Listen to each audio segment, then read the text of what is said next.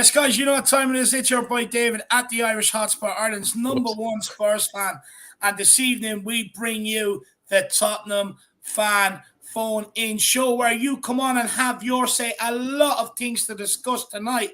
We've got Nottingham Forest coming up Wednesday. Do you demand to see Jedi Spence and Brian Gill Messi play? You transfer window, Dan Kilpatrick put out an article earlier on saying that centre-back, wing-back, and an understudy to Kulusevski. Busy January. Most important this January transfer window. What do you make of the booze at halftime yesterday? Maybe a bit on Basuma, Bentancur. I mean, the return of Kulusevski. There is so much to talk about tonight. So it'll be interesting to see what guests come on and what they want to talk about tonight. Oh, actually, how could I forget? Of course I couldn't. Tottenham draw AC Milan in the last 16 of the Champions League. First leg will be away at the San Siro, and then the return leg home at the Tottenham Hotspur Stadium, which also favours Tottenham. So plenty to talk about tonight, Jacko.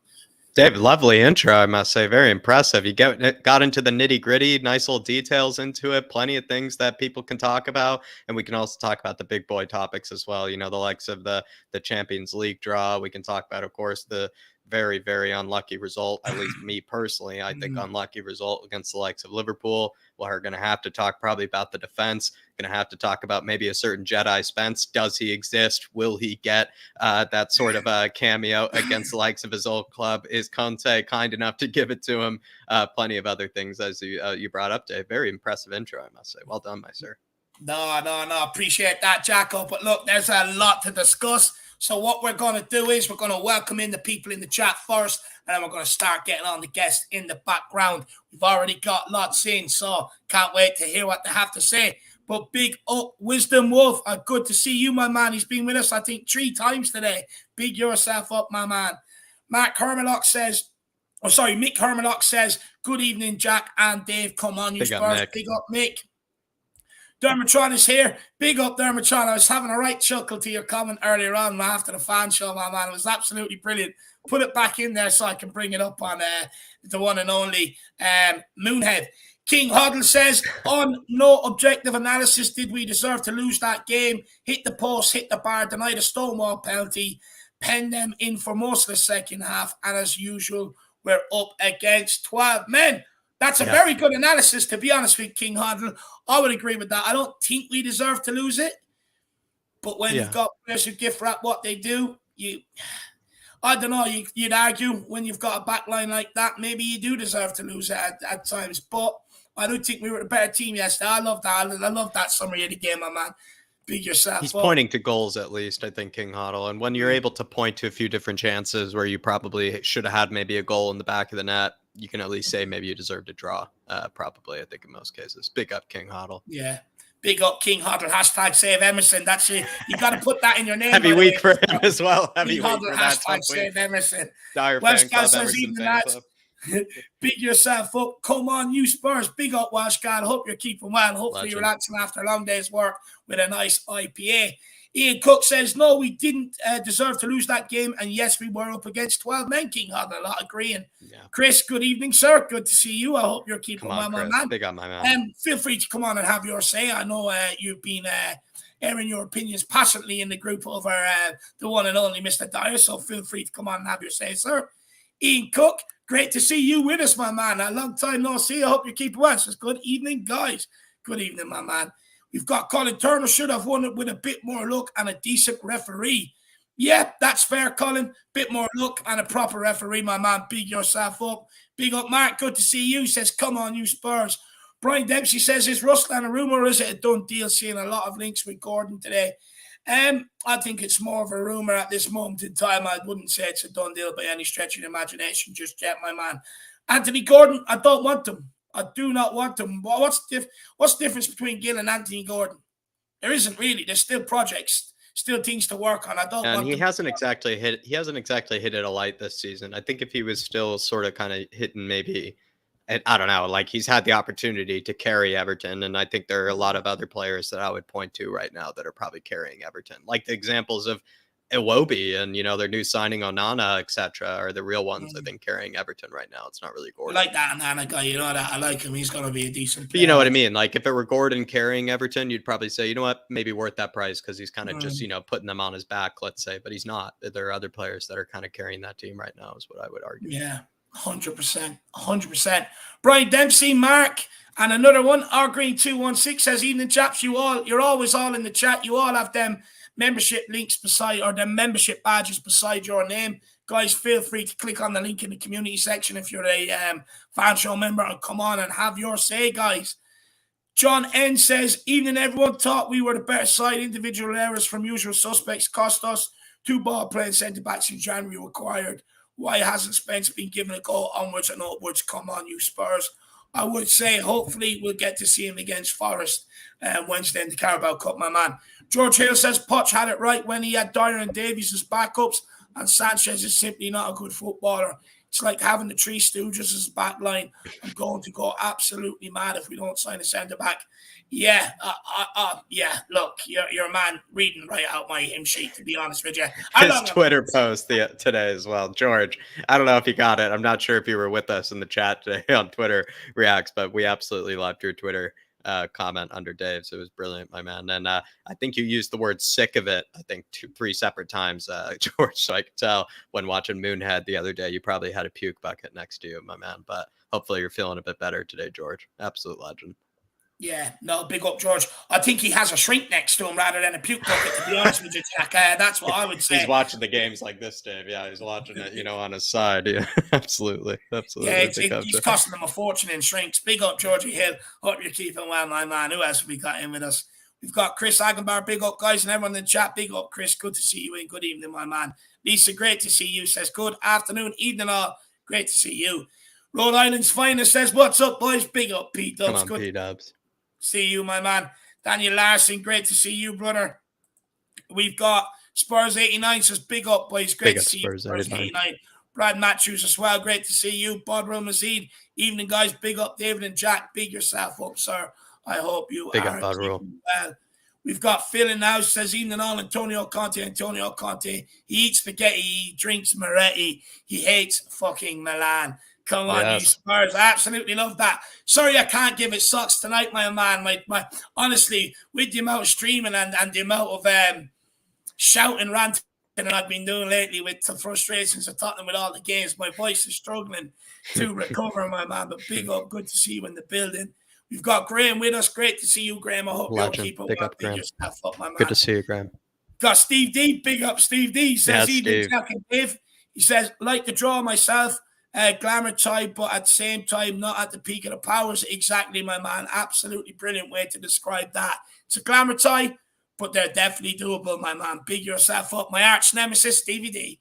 We've got Joel H. Says Spence must not be doing something right for him not to be on the bench. Look, yeah, maybe so, but hopefully we do get to see him at the City Ground during the weekend, my man. Who else have we got? We've got Trinidad and Deep says, let's remove all the dirty underwear from our club. And Davenport, great way to put it. Can you get me on as a guest on your show? Would mean a lot to me, my man. Yeah, look, send me an email, Dan Davenport, and we'll sort it out with you, my man. We've got Ricky Nados says, evening, brothers, and all my Spurs family disappointed by result yesterday, but great show. Let's like this puts a smile back. Come on, you Spurs. Big up, Ricky. Big up, Ricky. Great to see you. Peter Simmons says the ref needs investigating. I think the whole system does, to be honest with you. And Jeff S says, evening, lads. Big up Dave, big up Jack. Always smash the likes. Big up, LFA. Man, big yourself up. This is Dermotron's comment from earlier. Says, if you're Dier and you know it, clap your hands. If you're Dier and you know it, clap your hands. If you're a massive dumpty and a complete or not a wally, if you're Dier and you know it, clap your hands. It's absolutely comical. Big up, Dermotron. Is that the new song? It's the new song. Anthony Golding says, like we got AC Milan in the last 16, it's tasty, brother. It really is tasty. There is tasty. We've got Portal Dreams. It's time to let go of a back five and play a four with Langley and Romero as the pair. I can see cause for it, but it's not why we brought Conte in here. You know, we brought Conte in here for his style of the play and the way he manages. I don't ever see him going to a back four if I'm being brutally honest.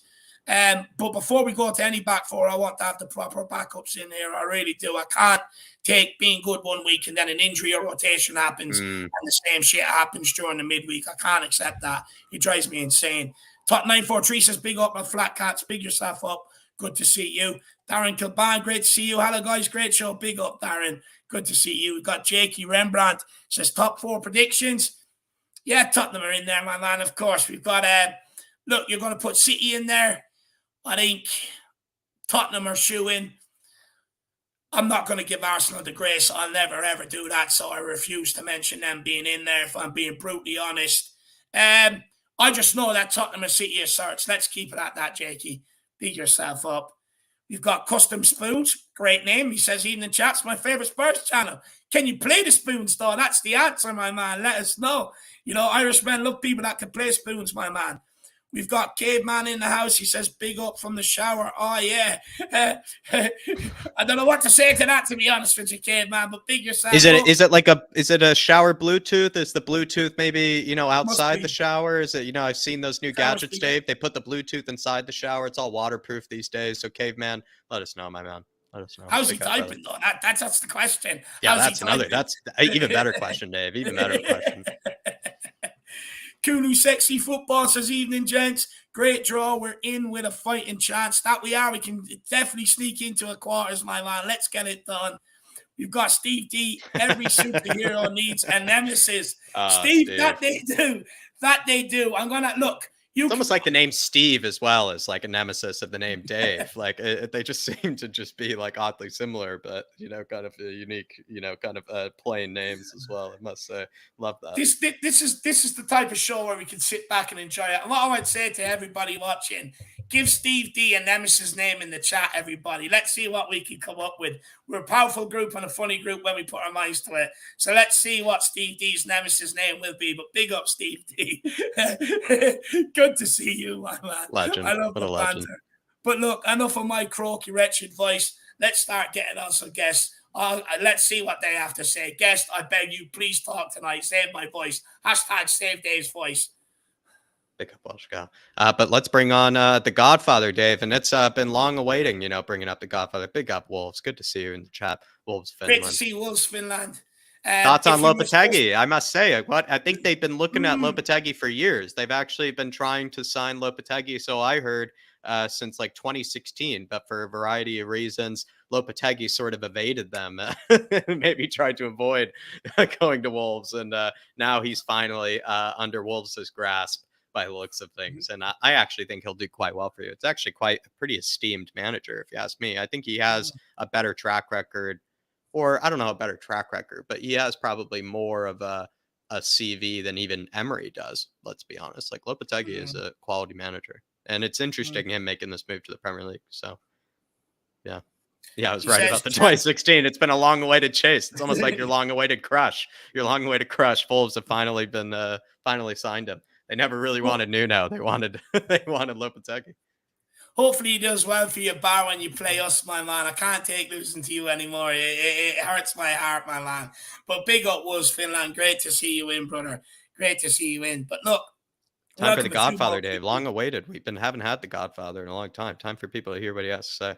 Yeah, let's get him on. Tom81 says, big up, lads. Claude Murphy says, come on, you Spurs, and Premier Hotspur TV. Good to see you, and stick with Conte. Of course, my man, he definitely will deliver. Big yourself up, brother. But look, let's start getting through these. Guess who we got? We've got the Godfather first. The return of the Godfather, the man that takes more holidays than anybody I know. Let's get him on. Let's find out what Philip's coming with wisdom on his excursions. Oh. Man, Philip, how are you? Oh, great. The only reason I take holidays is I can't take the stress Spurs put me under. Anyway, you fully relaxed after your month worth of holidays now? I know, it was only 2.5 weeks now. It wasn't that long. Yeah, back now. Although yesterday didn't do me mood any good, but I take some comfort in the fact that we at least started to play a bit of football, unlike some of the previous matches that we had to put up with recently. But it was disappointing to lose. We shouldn't have lost that match. And once again, it's the old bugbear of making mistakes when there's no need to make mistakes. When there's no pressure on, you just make a silly judgment of error of judgment, heading the ball back when you don't have to. And You know, I mean, okay, we can come back against teams like Bournemouth and 2-0, but it's much harder against a team like Liverpool. Yeah. And although we did have them under the cosh in the second half, and you know, probably don't start me on the referees again, but those two Madley brothers, the referee, Bobby Madley and Andy Madley, whatever you call them, you know, they should have been strangled at birth, to be honest with you, because they're just useless. Pathetic. It feels like, Philip, we haven't been given a chance to shut up about the referees because we haven't been given a decision. We haven't been given a decision that we can be as Spurs fans like, do you know what? Got away with one there. Maybe, you know, we got the benefit of the doubt. That's what I'm just feeling like. It feels like we would love to shut up about the referees, but I feel like they're kind of giving us an excuse to continue to talk about them in certain, you know. Well, I mean, go back to the Eintracht Frankfurt, or not the Sporting Lisbon game. 4 minutes to make a decision. You know, I mean, I haven't talked to you properly about that since then. That was ridiculous. That was the worst decision the worst decision VAR has ever made. But then you have a situation yesterday where the referee on Saturday at City and Fulham gives a penalty, and when he's on VAR duty yesterday for exactly the same foul, doesn't give anything. In fact, he sent off the City player, and we get nothing. You know, where's the continuity in that? All we want is continuity and fair play, and every team to be treated equally. But as we know, that is apparently not the case. Somebody put earlier, it's very hard to beat Liverpool when you're playing 12 men, and that's never a truer word spoken. Yeah. Can I ask the question, Philip? I know VAR certainly didn't help us, but I didn't know which one was, you know, making me more enraged. The on-field referee that probably had 4 different occasions where he probably could have given a penalty just by his own eyesight and just being right next to the play, or is it the VAR that we should be more upset with for never intervening? It feels like, I think, granted, we should be upset with both, but which one for you is like more infuriating? To me, I'm actually more infuriated with the on-field referee that had 4 different occasions that he could have probably just made the decision, and then VAR probably wouldn't have intervened, let's say. He could have done the ultimate cop-out that all referees do. He didn't give it. Somebody whispers in his ear, go and have a quick look at the monitor. I think he should have given that. All he had to do was go over to the monitor, look at it, go that way, and point to the spot, and that's it, end of. But he was too cowardly to do that because he was probably scared of the bollock and he would have got from Klopp at half time. Yeah. You know, I do think managers influence referees. That some referees are scared of some managers. I think Bobby Madley hasn't got the spine he was born with, or Andy Madley, whatever which one it was, you know. But anyway, can't keep blaming referees. It's not all referees. We made our own problems yesterday. There was a big sort of problems. 6 matches in a row we've gone a goal down. Yeah. Well, can I ever remember that happened to the Spurs? I can't. Okay, we managed to come back in a lot of them, but not yesterday.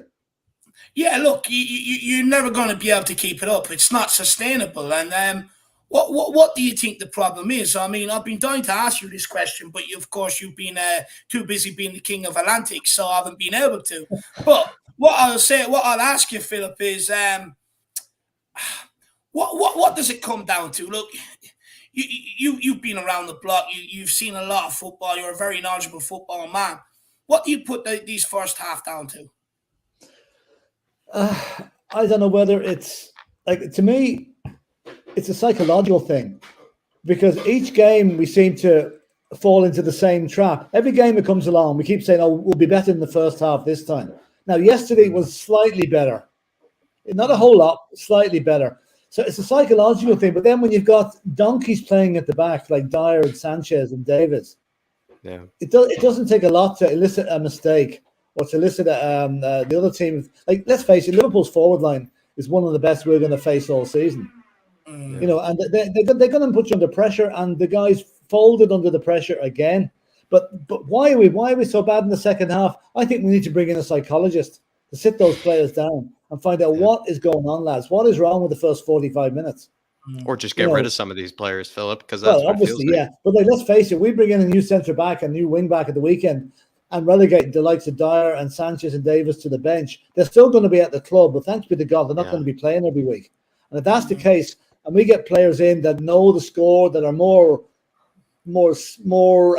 tuned in to what Spurs fans need, I think this half-time or first half malaise is probably going to disappear once the World Cup is over. Yeah, because I think Conte is getting this team not to peak too early, unlike our mates down the road who have peaked far too early and will pay the price for it after the World Cup resumes in December. But it's a difficult question, Dave. I really, if I had the answers to that, I'll be on the plane over to London knocking on Daniel Levy's door. Sorry, give me a couple of million, I'll give you the answer to it. You'd probably charge you to knock on his door, Philip. He probably would. He probably charged me to get into the ground, But it must be so frustrating for the likes of Højbjerg and Bentancur and Basuma and Kane to see the dross that's going on behind. Oh, yeah. It's really must be soul destroying. But you just know they do the stain. You just know they do. Yeah. But I mean, when you see us going 2-0 down to the likes of Bournemouth, there's something wrong. There was definitely something wrong. And the only way we're going to replace it is bring in the likes of Bastoni in January, which probably isn't going to happen. But my only hope is that Paratici uses the World Cup to spot some gem that we may not have come under the radar up to now. Because there's going to be players that are going to come through the World Cup that we're going to make a star of them. They're going to make themselves stars. And if we can nail a couple of them, okay, I know we've got Destiny Udogie coming in next season. So that takes care of one of the wing back spots. So really, realistically, I think we need one wing back, one centre back, and James Maddison in January. That'd be my shopping list. Yeah, unfortunately, I think James Maddison will probably end up at Newcastle. I think they'll have the money to trigger it more or less early in January. But Philip, what do you make of the boos recently that the players are getting?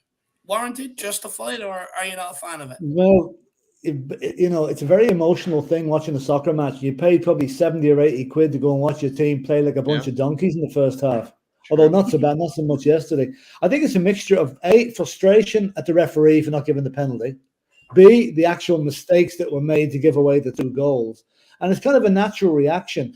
Like, I mean, I think we were at the Wolves game, Dave, they were booed off at halftime as well, 2-0 down. And, they deserved it that day because they were absolutely crap in the first half, Mind you, they weren't much better in the second. But I think it's just a natural reaction, which is very hard to curb. I mean, it just happens and it's over in a few seconds. It's not booing Conte, and I hope he doesn't take that personally. It's booing the players and it's booing the referee. It's not Antonio Conte because, I mean, the guy knows we love him and we're not going to start booing him, But I'd say most of those boos, if you could tick it on a clapometer, they were aimed at Eric Dier. Really. Does Conte know we love him, though, Philip? Because it feels like with maybe some of the quotes coming out recently that Conte is a bit, maybe, how would I say it, like kind of shaken up maybe by some of the boos that have coming up recently. He feels maybe... Yeah, well, I think he should realise. I mean, but is he taking into account every time they sing his name at the ground, which is several times every match? Mm-hmm. And I think that they're an awful lot louder than the boos. So if he takes that into consideration, I think, Yeah. I just hope he doesn't use it as an excuse that Daniel Levy is playing hardball with a checkbook in January, that he doesn't use the booing as an excuse to not sign a new contract. Because by booing, even by association, we're giving him ammunition not to stay with us, even though it's not aimed at him, I think when he comes out and says what he does, I think he's actually trying to protect these players and maybe take it for the players. I think that's what he's trying to do, deflect it from the players. But I'll be honest, I admire it, but there's no point. They're just going to let you down again. There's absolutely no point whatsoever. Yeah, but then it's like the Jose tactic then, right? Where then do you sort of stand up for more yourself like Jose has in the past, and then he then gets the heat from everybody else and kind of draws more of the attention? Or does he just kind of continue to sort of bail the players out and draw the attention away from them as best he can? I don't know. I think he's sort of maybe taking the opposite of maybe another manager's approach, which might be to sort of rightfully so, save his own skin and kind of vouch for himself a bit more. But Conte is sort of taking it on the chin, I think, slightly by if that's what you say is true, Dave. If what you say is true, then I think he's probably just taking it on the chin here. We have 4 matches left before the transfer window. That's it. We have 2 matches this week and 2 matches once the season resumes in December. So we're 4 matches away from having potentially replacements coming in. Now, they mightn't come in that quickly in January. What's needed in these next 2 matches to restore a little bit of faith is if they're playing, Dier and the likes, to play out of their skin. Now, Dier is probably hoping to get in the England squad for the World Cup. I can't see it happening, not the way he's playing at the moment, But so he's going to be wanting to play. Dier is human like everyone else. He will have hurt after yesterday. He'll be hurting. And the way to resolve a hurt is to go back and do twice as well the next game. Will he do it? He probably won't, because once you get into a rut of making mistakes, you do keep making them, and I think that's where he's in at the moment. So we've got to suck it up for the next 4 games and hope that then we've got replacements in that will actually do their job that they've been paid for, unlike doing the job that they're not paid for. Yeah, true. And look, Philip, what do you think of the draw today? Champions League last 16. Oh yeah, only one team in I North London. was actually convinced we were going to get PSG. I had this thing that they were going to would come out. Now I think we've done okay because AC Milan are not the strength, not the force they used to be. It's just a pity that Gattuso and Joe Jordan aren't at the club anymore. They get another touchline cabaret like they had the last time they met up. But no, it's not a bad draw. I was hoping we might get Club Brugge or maybe Dortmund. But I think Dortmund might take care of Chelsea. That could be an interesting one for them. Yeah, that was my prediction too. Real Madrid will take care of Liverpool. And City have got a tough enough one against Leipzig. So, we did okay. We did all right. Yeah. Yaya Toure probably blessed us maybe again. Maybe, perhaps, just said something to the guy that was picking them ahead of time. I think he's helped us out as best he can this season, Yaya Toure. The biggest laugh I got today was I stayed on to watch the Europa League draw, and the first game out was Barcelona versus Manchester United. I know, it's glorious. It was a cracker, And mugs. I can't wait. Yeah. I can't wait. But Philip, anything else you want to talk about before we let you off, my man? Wednesday night, are we actually going to see Jed Spence, or has he gone missing? He wasn't even on the bench yesterday, which I thought was strange. Potentially, he doesn't ever exist. Who knows? Maybe. But then again, wasn't it great to see Kulichevsky coming on? Right. 83 seconds to make an impact. How we've missed that guy! And I read in the papers today, he wasn't even sleeping when he was off injured. He was that upset about to be out. He loves to play so much. He loves to get on the pitch, and. Hopefully, although I don't know whether he's ready to play another match because he only trained once last week, so he's not really fit for more than about 20 minutes. But what I'm looking forward to is get a good win against Nottingham Forest, beat Leeds on Saturday, and then we're guaranteed top 3 or 4 going into the World Cup. Yeah, and then we can really kick on come the return at the end of December. Yeah. And I know it hasn't been a great spectacle to watch Spurs in the first 15 or 16 matches of the season. But look where we are. We could easily be down where West Ham or Leicester are, and we're not. So that we've got there without playing well, whereas Arsenal have got there probably at maximum output. And there's only one way that's going to go, and that's going to be backwards. Yeah. So that's what I'd like. We finish ahead of Arsenal. We qualify for the Champions League, and we win a trophy. End of. I love that. Well, the Godfather, it's great to have you back with us, my man. It really is. No more holidays now until Christmas. Please, I promise I won't go away till Easter. I'll take promise. that. I'll take that. Well, you look well rested, Philip. It's great to see a smile back on your face, and hopefully we get 2 wins this week, like you said, my man. Big yourself. Go for it. And come on, you Spurs. Come on, you Spurs. Good to have you back, Philip. Put in the chat how great it is to have the Godfather back. Big yourself up, Philip. Yeah, and we'll see you again very, very soon. Wednesday for the pre-match build-up, if you're about. I'll be around for the build-up, not for the match, because I'm doing my bingo thing on Wednesday. But no worries. We'll catch you for the build-up. I'll be around for the build-up. Good to have you back, Phil. See you then, Godfather. See you, my man. Bye-bye. It's great to have him back, Jack. Look at the smile back on his face. Look at the smile on my face, Dave. Look at the smile on my face. It's good to have the Godfather back. Pretty sure everybody's happy to have him starting this thing, starting us off like he usually does. Good to have him for the pre-match build-ups. I think we've been needing him there. I think you've been doing your magic powers over there on the pre-match build-up. But Philip certainly is your partner in crime, I think, for that one as well, Dave. So it's good to have the Godfather back. No, it's great to have the Godfather back. Mitchie boy, good to see you. Feel free to come on and have a say if you ever want to, my man. Look, make sure you give me a ring during the week, brother, for an old chat, my man. Great to see you. One of my closest friends, he's a Spurs fan as well. Wow. It is great to see you, brother. Make sure you give me a ring. You got the fan show membership as well. Big up, Sean. Big up, Mitchie boy. Big up, brother. Great to see you, man. It's great, Mitch. Make sure you ring me during the week, my man. Or I'll ring you, either or. We've got Tin Man 007. He says the reason we got no service to the front players is our midfield sits so deep, protect these useless defenders we have. and don't trust. I mean, Tin Man 007, do not hold back. I mean, correct. Just call them for what they are. And this is why I wanted to be honest and not have open, honest discussions about it earlier.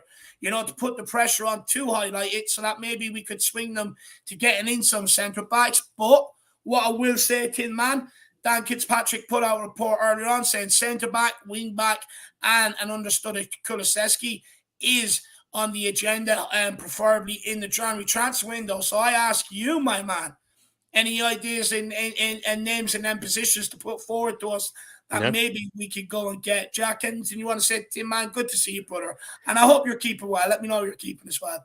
Yeah, I mean, Tim Madden is more than right. I think this midfield has probably been one of actually the better performers of the season, especially when we had Basuma, Højbjerg, and Bentancur all playing well at once. And it certainly wasn't their fault last night. I think we lost that game, Tin Man. I definitely think if they had a better back line, like you said, that they would have a bit more confidence in, a bit more faith in. They probably would be able to have even more influence on the game. But what's funny is that even with that horrible back line, they still, I think, had a decent game, like from each of them. Like Højbjerg was probably the one that was a bit more missing out of all of them, I thought, that game, but that's not like he really let us down, I think, in any way whatsoever. So it just kind of showed like midfield, I don't think as much is the problem right now. It's that back line that's even probably, like you said right there, making them actually look a bit worse than really they actually are. And Tin Man, for me, I think it's two center backs and a right wing back is really what people are going for, especially if Jedi is not going to be used. And it'd be really unbelievable if he wasn't even used in this Forest game. Tin Man, big up, brother. Good to see you in here. Big up, Tin Man. Great to see you, brother. And then we've got, who else have we got here? We've got Fazzy Radfire. Good to see you, Faz, my man. Says, are anti-Conte fans upset because of Guna's position? I think it's where a lot of the frustrations come from right now, to be honest with you. You know, everyone's wound up and angry about Arsenal. Everyone's nervous about Arsenal. Look, history tells me they ain't staying there. I wouldn't be worried about it. I wouldn't worry about them. Let's focus on what we're doing. Let's focus on what's good for our football club and not worry about them whatsoever. Look, I said this before we came on. They actually bottle more than what we do. They call us Tottenham Hotspur, but they bottle league running. They bottle league running after league running every single season under Wenger. They're the mocking. Anytime in the Champions League, they get absolutely mocked by German clubs. They absolutely bully them, you know, and that much that now they said, oh fuck it, we can't handle it. We'll go Europa League. Let Tottenham try Champions League, see how they handle it, and we got to a final. So honestly, I wouldn't worry about Arsenal. I really wouldn't. Yeah, big up, Faz. I just feel like even Spurs fans should, as much as it's painful to see them up there, believe me, it's painful. Let's also realize that there are a lot of teams that have also been knocked all the way down. We finished above Man United last season, which is, I think, kind of ridiculous to think about. Also, to even look at also the likes of Chelsea, Graham Potter, it's not really going in maybe the way a lot of people thought it would right away. You look at some other sides, I think, that have maybe not caught up to Spurs and maybe as quickly as people thought they would. I think we also have to take maybe some happiness in just the fact that there's some other teams, you know, around the Premier League that certainly might have bigger problems, weirdly, than we do right now, which is ridiculous to say. Say. Big up, Faz Radfar. Big up, Fazzy boy. And then also Zoe Dave celebrating 13 months, saying unlucky number 13. Big up, legends. Big up, Zoe. Big up, Zoe. Great to see you. Yeah, really appreciate it. And the loyal support as well. When are you going to come on and have your say with us as well, by the way? Let me know. Zoe. Big up, Zoe. Always integral here. Always in here in the chat as well. Big part of the Twitter sphere as well, Zoe. Really appreciate all the support. Legend. Yeah, big up, Zoe. Great to have you, Pat. She's a real lieutenant in the Harris Army. Absolutely adore her. Big up, Zoe. Yeah, big up. Alrighty. Time for Brad Matthews, Dave. Let's get him on. Let's see what Braddy has to say. Yeah, Blue Sofa Songs. Brad, where is he? Why is this not working for me? There you are. How you keeping, Brad? Yeah, I've had better Mondays. I've had better Sundays, to be honest. But it was. Champions League draw hasn't cheered you up today a little, though. Could have been a lot worse. Well, yeah. I mean, the highlight of the day, basically for me, was the little pub I went in when I got back to Ealing. Little Irish pub called the Shanachie, whatever that means in Irish. Shanachie, was it mean of it? No. They had a little guy playing guitar and backing tracks and all these Irish songs and that, and some old rock and roll songs. That's a highlight of my day, really, you know. But I don't know. Spurs drive me to drink, or should I say, Spurs drive me to drink more? I should say, but no, it was disappointing. And again, it comes down to errors. And poor defending. The first goal, I watched it back this morning on Match of the Day, and there were about 5 players around Salah, and he still had the room to shoot. It's incredible. And then, well, we all know what Eric Dier's mistake. I mean, everyone saw that. Now, at the time, I was convinced he didn't have an option, but then when I watched that back on Match of the Day, yeah, he had a lot of options, and he should have just got rid of it. So even if he has no options, he should always be looking to get rid of it anyway, Brad. Well, I mean, we had this discussion after the game yesterday, and it's basically, if he should have the skill to head the ball back to the keeper. You know, whether he, even if you think he takes the worst option out of 2 or 3, he still should have the skill to head it back to the keeper, and he just seems to lose it. His concentration seems to go. Here's the thing, though, Brad. Right, you're taught when you're 4 or 5 years old. First thing you're taught is that there's a coach standing there. You're in a queue. He throws the ball up. You head it back to him, straight back into his chest. One of the very things you're taught. Now these guys are probably doing it day in, day out in training. Yeah, but it's when the pressure's on them. It's when the pressure's on them. Yeah. They just honestly they get weak at the knees. I mean, I think I made a comment at half time to the WhatsApp group yesterday that I think we have to sell him. I think what's his name, Davison Sanchez. Yeah, he's lost faith in him too. Yeah, these are three centre backs that we're either not using or they're not good enough, and they've been in the losing Tottenham teams. So I think we need to maybe get rid of them. I mean, obviously that won't happen. I think Dier will be at the club still, but yeah, that's how I felt after watching it yesterday. It was just, the actual overall performance wasn't. The second half was good. The first half wasn't as bad as some first halves I've seen this season. Yeah. And we had some really good individual performances. I think Basuma was immense yesterday. It's probably one of his best games for Spurs. We had Perisic on the left-hand side. He got in about 14 crosses or something. Yeah, he's looking a lot better these days. Yeah, Bentancur was good. And then, Kulusevski made the difference. So I think if you try and look at it with a cool, calm head, we didn't have a lot going for us yesterday. We hit the woodwork twice. We had the most obvious penalty you'll ever see not given. And going back to what I think we were saying about VAR is that they will go with the referee's decision. Unless they can see something really wrong with it. So if the referee had given that penalty, VAR would have allowed the penalty to stand. Yeah. And that's what they did. You have to look at it and think, well, why is that? I mean, even where I sit, that's the other end of the pitch. It's a penalty from where I'm sitting. So, no, we had that. We had the situation where Kulusevski's been out for 7 or 8 games. So we haven't had a lot of luck in the last sort of, and also Richarlison's been injured and that. Romero's not playing. So we've had to,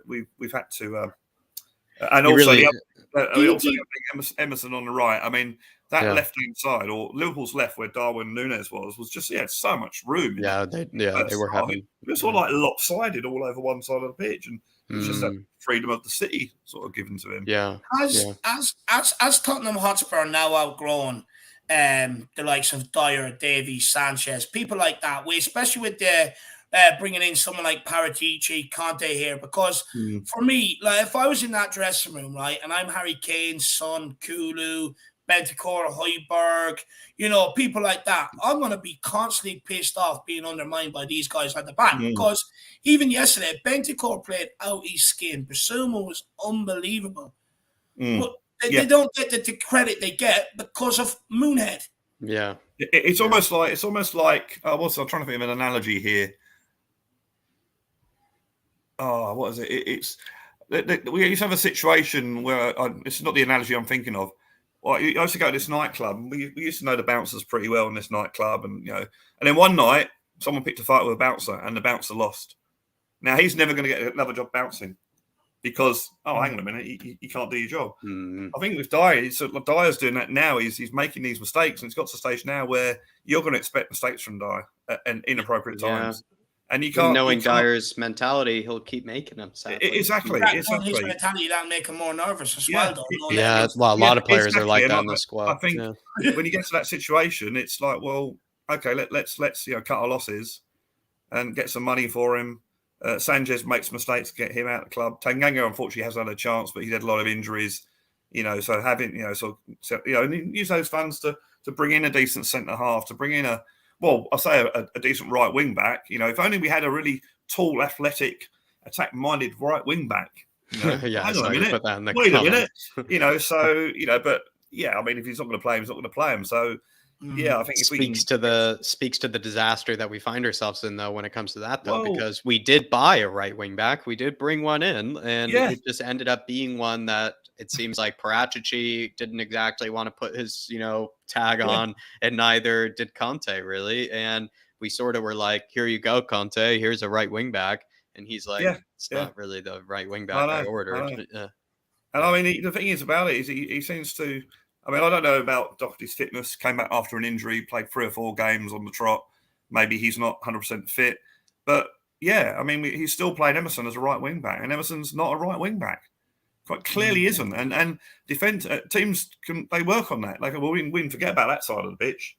Concentrate on the other side of the pitch. So, it's a lot of things that they need to do. But having said that, I hope we don't run Conte out of the club. I really don't. Because if you give him the right tools. Pardon? Is that fair yours? Do you think it's realistic that it could happen? I think it's still a minority because there was a Antonio chant yesterday. I think the during the altercation on the touchline, the chant went up, and that is a lot louder than the boos at halftime. Now, I don't personally like booing, but I can understand why people do boo. Yeah, I mean, he's the sort of guy that, and I think in his press conference, he was sort of saying, look, we all, more or less say we all got to be together. And if I don't feel I've got the enthusiasm of the crowd, then I'm off, sort of thing. If you read between the lines. But I think the majority of the crowd are with him. It's only the minority. And unfortunately, negative minorities always get heard more than positive majority. It's like Twitter. Yeah, like Twitter. I'm all, and myself included, I'm more likely to tweet something if we've had a bad game. Oh, that was shit. Yeah. I am if you have a good game, so that was really good. So I think the minority do tend to get heard more. So that's true. Can I ask what you think of this, Brad? I sort of took it this way, where maybe Conte found himself in the position, like you kind of explained. He's without Sonny. He's without, like, Kulusevski isn't really there for 90 minutes for this game. He's without Richarlison. He doesn't really have a wing back he really trusts. Doesn't really have any center backs at the moment he really trusts. He also has an injured Romero center back, so basically he doesn't even have his best center back available to him. He had a lot of headaches going into this one. So, Mia basically described it as hogtied going into it. Going into it. Maybe it's not he's receiving the boos, but when he hears the boos, he's sort of kind of like, what am I supposed to do here? Like, sort of situation. Maybe that's how his mentality is. But is that? But maybe also we have to look at Conte and be like, you know what? Like, you have to accept that they are going to boo, and it's not directed at you. But how do you feel like, with that explanation maybe that I gave there, that he's kind of like, listen, lads, like I'm trying my best here, like, but I'm hogtied. Yeah, no, that's possibly that. Yeah, and it feels probably deflating for him, maybe, when you're like, it's like if you're starting a chess game and you only have so many pieces like available to you, and the other guy has all the pieces, and then you lose, and then and then someone boos you, and you're just kind of like, I mean, I didn't get a queen, I didn't get a knight, I didn't get a rook, like, possibly, that could well be. I think Conte, in all of his press conferences, there's always something he's actually saying without saying it. And when he makes his comments, and whether it be about Daniel Levy and the board backing him, whether it be about referees, he always says something. There's always something you can always read between the lines. He's very clever in his press conferences when he does that. And I think, you could even read him talking. That what he said today is about being the club as well. He always says about we'll have a look at the solution. That's what he always mentions, the solution. So I think he's more or less saying, well, look, let's see what happens. If this club backs me. So I'm sure he must know. I mean, he's an intelligent man. He must know that if the club back him and he gets better players, the team will perform better, get better results, and the crowd will be happy. Yeah. I think it goes both ways. I think they kind of both should shake hands like with this. I think the fans have the absolute right to boo, especially the football has been dreadful and the performances have been dreadful. I think I also even said the other day or the other night, it's sort of kind of a natural response, like from a human being to sort of like look at that it's not like people orchestrate a booing or anything. That's just sort of a natural reaction that sort of come out of people. And I think that sort of needs to be accepted, that fans just sort of naturally do that. I don't think it's sort of a like anything that's planned or orchestrated ahead of time. Like, we're gonna boo Conte. We're gonna boo Conte 45 minutes into this game. I think anything like that. I think the booing is directed at the team. I don't think for 1 minute it's directed at Conte. I think most football fans are intelligent enough to know that I don't think Conte sets us up that way. I really don't, because a Conte team isn't with two proper attacking right wing backs. Conte football is actually good attacking football, and we saw it last season. With 5-1 Newcastle, 4-0 at Villa. We saw it, 5-0 at Norwich. So I just don't think he's got the plan. I think most people know that it's not. I don't think it's down to him. I don't think he says, "Okay, guys, take it easy in the first half, and then we'll come back in the second." I also have a theory, which I'm not 100% sure, but hear me out. I still think a lot of the players, and bear in mind we've got a lot of international footballers, I still think the World Cup is in there somewhere in the back of their mind. Yeah, 100%. Yeah, I still think that is, and not only for Tottenham, must be for other clubs as well. But I do think, I know they come out with the right things. I know we're taking the game at a time, but this tournament is a couple of weeks away, and they've seen other players get injured. So I still think that's slightly in the back of the mind. And what happens at half time? I mean, hang on a minute, we suddenly remember we've got to win the game now. And if I think I'm right also. I know the last 6 games we've got a goal down, but I think our last 4 Premier League games we've gone 2 goals down, because we had 2 goals down against Liverpool, 2 goals down against Bournemouth. 4 games in general. Yeah, 2 goals down against Newcastle and 2 goals down against Man United. So I think our last 4 Premier League games we've gone 2 goals behind, and that never used to happen with a Conte Tottenham team. So I don't even think that happens to Conte in general. I think that's very probably foreign to him. Of all managers that happens to. I mean, I think someone like you would probably say that more as bless his heart, but a Hasenhüttl is probably more I would say would have like a stat like that, even though I kind of enjoy the guy. I think that's who you would probably expect that stat to be heard. Not someone like Antonio Conte. Definitely not. They showed Hasenhüttl on the screen in one of the bars yesterday, and I thought, that's Jurgen Klopp. He just put an image of him. I mean, what's Jurgen Klopp doing on there? Anything, Brad? Any kind of final comments? Anything that maybe you wanted to say that you didn't get to say? Perhaps also Champions League, right? The likes of AC Milan. And then also give your Champions plug as well. Yeah, I agree with what Philip was saying. If we can beat, we need to beat Leeds on Saturday.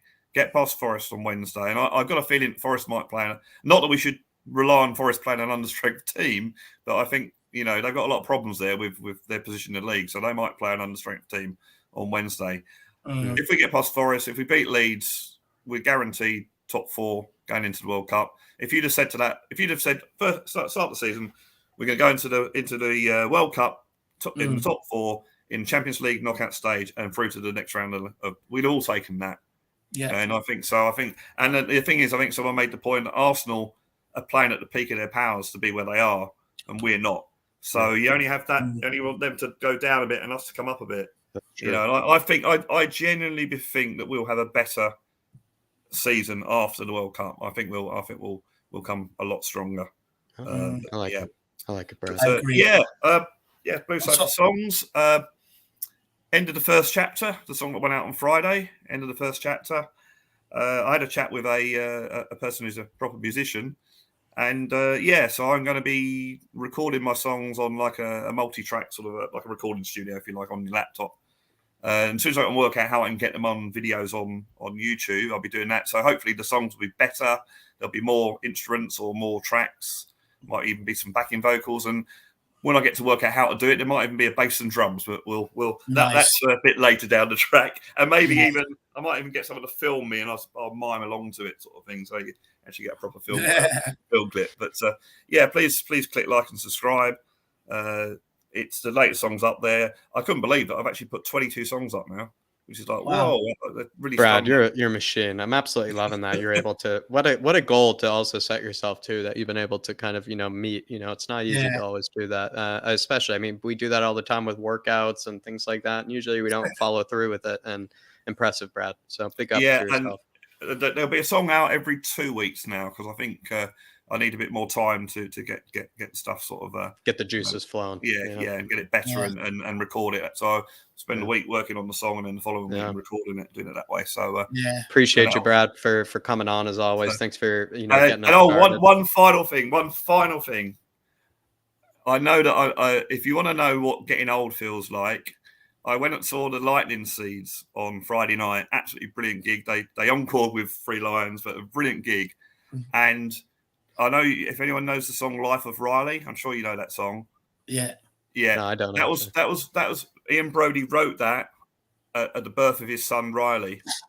And who is the guitarist in his band now? Riley. So Riley's on stage playing guitar in his band now. So, and he wrote it when he was a baby. So you think, I've aged a lot now. So yeah, so it was a fascinating thing that I saw on Friday night. But good. Well, Spurs are going to make you age as well, Brad. By the looks of things. So definitely consider that as well. But Brad, appreciate you as always. Thanks to everyone in the chat that's been supporting me as well. You know who you are, and also support these guys as well, and click like and subscribe to these guys and anyone else that's got a channel that comes on this show. But thanks, guys. It's always a pleasure. Big up, Brad. Big up, Brad. We'll see you soon, man. Big yourself up, and hopefully, look, if you're around after the no, actually, I won't be doing one for the first game because Carabao Cup. But if you're around after for the fan show after Leeds game, feel free to come on and have your say. Yeah, sure. Big up, Brad. Guys. We'll see you soon, my man. Everybody, get over, check out Blue Sofa Songs, and give Brad the support that he deserves. I really like Brad. He's a good man. Good man. Absolutely right. Jerome is in the building. He says, big up, lads, especially after an upsetting weekend. Let's hope we get some incoming in January so we can get back on track again. Look, it needs to happen if we want, because we're starting to drift away from the top two now, which is not ideal. And we need to keep pace with them, because you keep pace with them, it'll guarantee you a top four spot come the end of the season. So for me, look, I think it's important now that we finally get the centre back the situation addressed. The problems are looking sort of unfixable, however you put it, Jerome, at this moment in time. The problems all really lie with the defense and they lie with the back line. You can't improve Dier and Davies anymore. He's already improved Dier and Davies tremendously. I actually think he can't push them any further. He just needs better now. And let's be honest, they've reached the end of their cycle. It says, their expiration dates, as we also like to say too. So it's just something we have to come to terms with. And hopefully Paratici can be ruthless. Hopefully Levy will let him be ruthless, Jerome. Yeah. Big up, my man. Big up, Sean Mitchell, send me a link if you want me to come on that, Sean. Very, very big queue, I would say, at the moment. But Sean, I think it's in your community section, brother. I think we showed it. We actually showed a different thing today, how to do on the community section, but maybe we'll try to show you another time. Also, Sean, Fridays, nice chill vibes with myself. Maybe get to avoid Davo, just have a nice chat with myself. Nice, good convo about Spurs. But Dave also does appear on the Friday shows when he can make it as well. But Shawnee, really appreciate you, my man. And I would say it's in your community section for you if you know how to get there. No, big up, Mitch. Look, I will say to you, because I know you have 3 kids, we do have a long queue, but if you're still awake, feel free to come on, my man. Feel free to come on. If you can't find it in the community section, I will message it to you, my man. Big yourself up. We've got Custom Spoons. Grab the Flat Cap membership, you absolute legend, Custom Spoons. And I must say, one of my favorite names in the YouTube chat as well. And really appreciate your love and support for the channel, my man. Really appreciate your comment from earlier. Really, really kind as well. Custom Spoons. Jerome saying, sorry, but 2-0 down and playing terribly again at home. What else can the fans do? But boo, I completely agree, Jerome. Completely agree. I think that's the natural response. Fans have their expectations as well, and we want to win. I completely agree, Jerome. I think that's a great explanation for why just fans just do it. Like I said, it's a natural response to just watching honestly terrible mistakes, or just, maybe the same mistake. It's just whatever the feeling is. It's not really, like I said, something that fans really plan or orchestrate. It's a natural feeling. It's like, I think laughing and like things like that, it really is just sort of a natural response by fans, and they're fully within their right to do it. I have myself done it. Obviously don't have the opportunity to really do it, but I imagine if I was going week in, week out, paying the money as well, I probably would find myself doing it as well. Probably. I'm not saying I'm above it or anything. Here's the thing, Jerome. I mean, there's a simple solution. If nobody wants booze around the Tottenham Hotspur Stadium, well then get rid of Dier. Conte, get rid of Dier. Daniel Levy, Joe Lewis, Enoch, get rid of Dier. Get rid of Sanchez, get rid of Davies. I mean, everyone can moan and cry about the booing all they want. The reality is these guys have been here 8 and 9 years respectively. So, I mean, they're just fed up with it. I mean, the fact that it took 8 or 9 years to start booing them, maybe a bit long in my opinion, but if they don't want it, well, then don't serve them up the shit on the football pitch. It's that simple. Absolutely right. Absolutely right. Big up, Jerome. And he also says, also look at the second half, how loud the fans were to cheer the team. They're driving force behind those players to keep pushing them on, and especially if the crowd energy was there, and if the crowd were pushing them, trying to be that extra man. And we all know it was basically with that extra crowd, with that extra noise, we get that 12th man, but it actually then was 12 against 12 because we knew that there was the referee actually on Liverpool's side there, Jerome. So if the fans were pushing, and if the fans as well were behind the squad, I mean, that's what also makes it more heartbreaking, right? Is that if you feel like you did your part as a fan, if you feel like you did your part in trying to sort of back the players and show them that faith, trying to get them through with that courage and that bravery, then if they let you down in that sort of manner, especially the way Moonhead did, I mean, like I said, it's only the natural reaction, I think, from people, and you can't blame them for it. At least personally, I really can't, Jerome. And you're absolutely right. Absolutely right, Jerome. Really appreciate that, brother. Yeah. No, I agree the thing is, they get behind the team when they're doing well, and if they're doing shit, they'll let them know. I mean, you're not allowed. Yeah, that's kind of the natural way to do it, right? You don't really, send them a thesis. You don't send them the thesis down to the players. Maybe why they're playing poor. You just let them know. You just let them know, and that's. I'd be worried if it was the other way around, but it's not. I mean, it's just a natural reaction. It's what's taught to you the whole way through life. If you don't do something right, you get criticized. If you're in a job, you don't do something right, you get warning or you get sacked. So, I mean, they're not immune just because they're paid extortionate amount of money. They're not immune. At the end of the day, it's the nature of life. You don't do something right, expect to hear about it. It's tough times though, Jerome, right now, and I also don't blame him for it. Really don't. It's tough times right now, and it's these are tough results to handle either. Also, just tough performances to handle. And Jerome, just want to say, really appreciate your support, my man. I feel like you've been able to try to pop in the fan shows. It's just it's been a big queue. We've been trying to get through it as best we can, Jerome. But I know we'll get you on. And I know you have your say, and we're trying to do as many fan shows as possible per week, so we can let you come on and have your say. But big up, Jerome. You're absolute legend. Really appreciate big up, Jerome. He's a legend. I like Jerome. We also have Tin Man here with a really generous one as well, saying over the next 2 transfer windows, I would make bids for Ziyech, De Ligt, Bastoni, and Lamptey. Also really like Somerville. He has a great name, Crescencio Somerville. He does a great name. To dare is to do or not. I'll kind of go through this. Ziyech, here's my thing. I've been a big fan of Ziyech ever since I've seen him from the moment I saw him at Ajax. But since he's come to the Premier League, he's had like glimpses of that sort of left foot of a wand that he has. He really does have a wand of a left foot, I think. But he's had some real sad moments at Chelsea, like just missing sitters, lacking real confidence. It almost feels like he kind of needs to leave the Premier League. I think he's a very good player still, but he's almost been devoid of confidence since going to Chelsea. And I feel like he's just kind of needs to leave the Premier League. I don't even know if he would transfer that, skill to another Premier League team. I just feel like he needs to leave. It's sad to say, but great player. Don't get me wrong. De Ligt, a bit too late. Just moved to Bayern for 80 million. You love him. Yeah. But just moved to Bayern for 80 million. Upamecano is actually, weirdly enough, though, the best performing center back for them, I would say right now, from what I've heard. And then Bastoni, I think we really are the most likely team to sign Bastoni. If anybody's going to sign Bastoni, I actually think it is going to be us. Tyrek Lamptey, believe me, I see why people like him. I actually think he's a bit of a system player. Tin Man. I think he only really fits well with that sort of Potter team, and he hasn't really been played very much by De Zerbi. He's actually playing, I think his name's Solly Marsh or Ollie Marsh or whatever his name is. Solly Marsh, yeah. Yeah, instead, he's not actually playing Lamptey. Lamptey hadn't even played very much towards the end under Potter.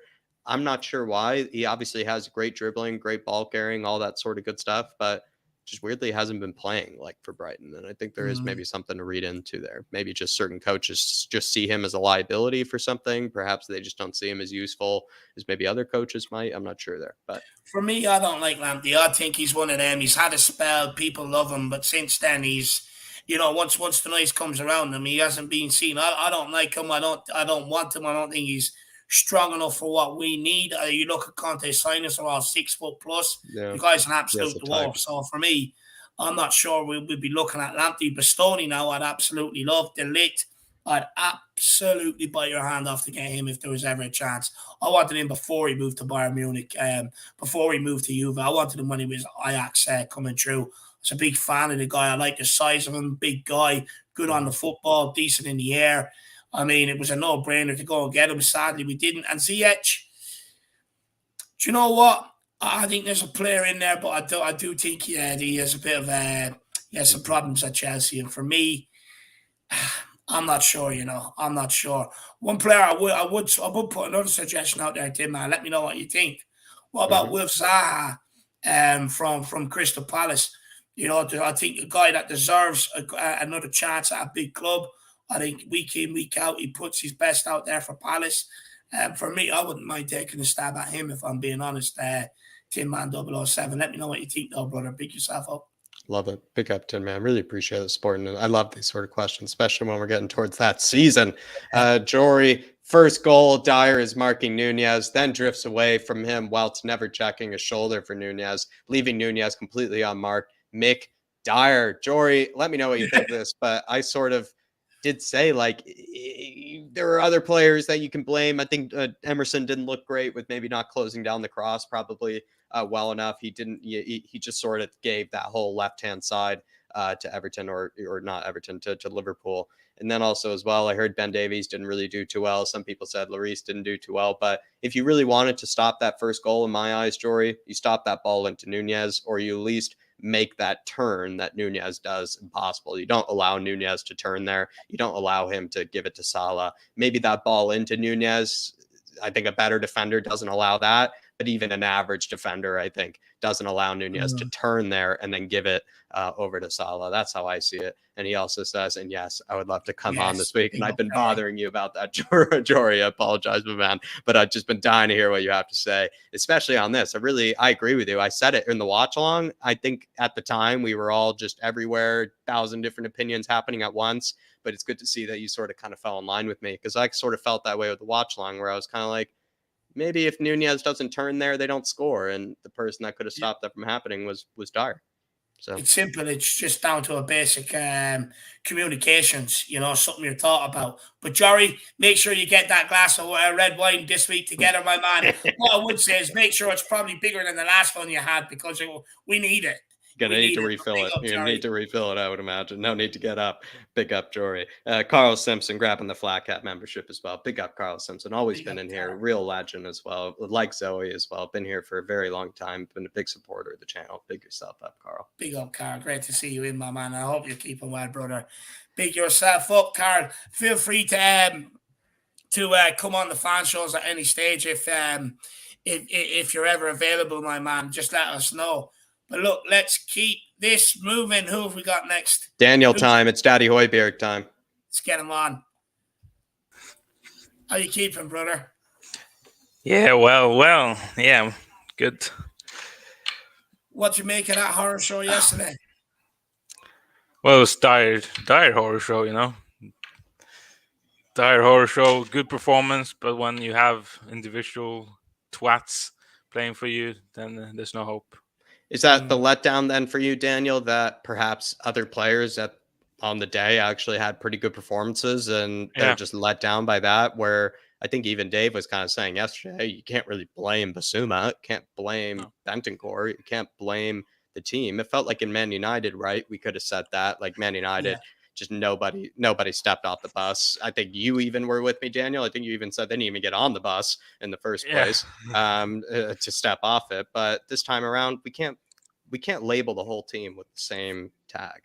We can't put the same label on them. No, Basuma, Bentancur, Perisic, Langley, Kane does not deserve to be on the losing team. Imagine having to look Dier in the fucking eyes every training morning. He's gone into your head this weekend. Yeah, he's gone Daniel. I know he's probably had a final straw with you before. He's probably had a final straw with you before, but I'm pretty sure when I die, is he first to go over Sanchez for you? Or is it just a double package of just get me out of here? Where do you stand on those? Take two. No, sell two for one. 2 for 1. Yeah, 2 for 1. Get rid of them both. No. Honestly, you wouldn't be able to give them away. Honestly, you wouldn't want. Europe will come out and say, no, we Europe, we don't want Sanchez and Dier. We'll give them over to South America. Norway. On behalf of Norway, Daniel, do you reject them? On behalf of Norway, would you reject them?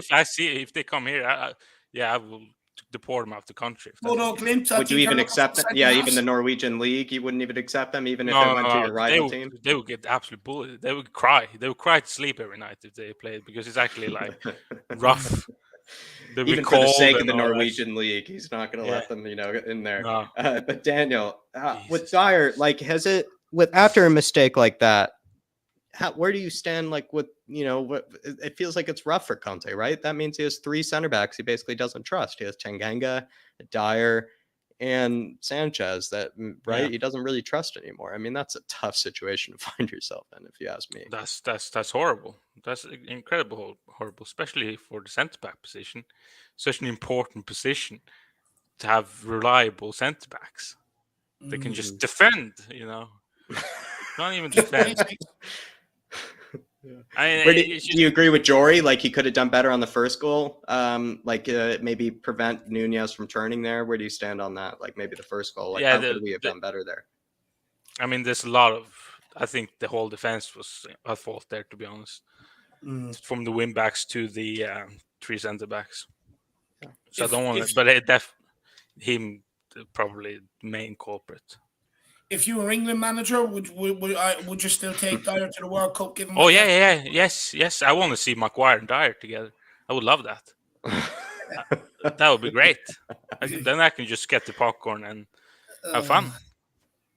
Have you any positives from yesterday's game? I know the result went against us, individual errors, but any positives from the game yesterday that you can take away from it?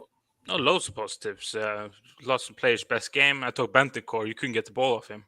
Yeah, he was incredible. Yeah, and fantastic second half. They couldn't handle us. Liverpool. They could not handle us. So there's lots of positives. Somebody said Basuma's best ever game, basically. Oh, yeah. Do you agree? Yeah, completely. He was fantastic as well. No, what did he do differently then this time? Yeah, I thought he won the ball back a lot. He won the ball back every time. Even when he've lost it, he won it back again. Yeah. So he's fantastic at that. And it's just so frustrating when you have such a good game and then lose, It's incredibly frustrating. Do you think we even played all that bad in the first half? That was a bit of a debate among Spurs fans. Some kind of thought we played pretty dreadful. Others kind of thought, listen, it's not as bad as other games we've seen in the first half. How did you sort of see it? If we had a competent left wing back, not Sessegnon, then I think we would have scored some goals in the first half. You ruined so many attacks, I swear to Christ.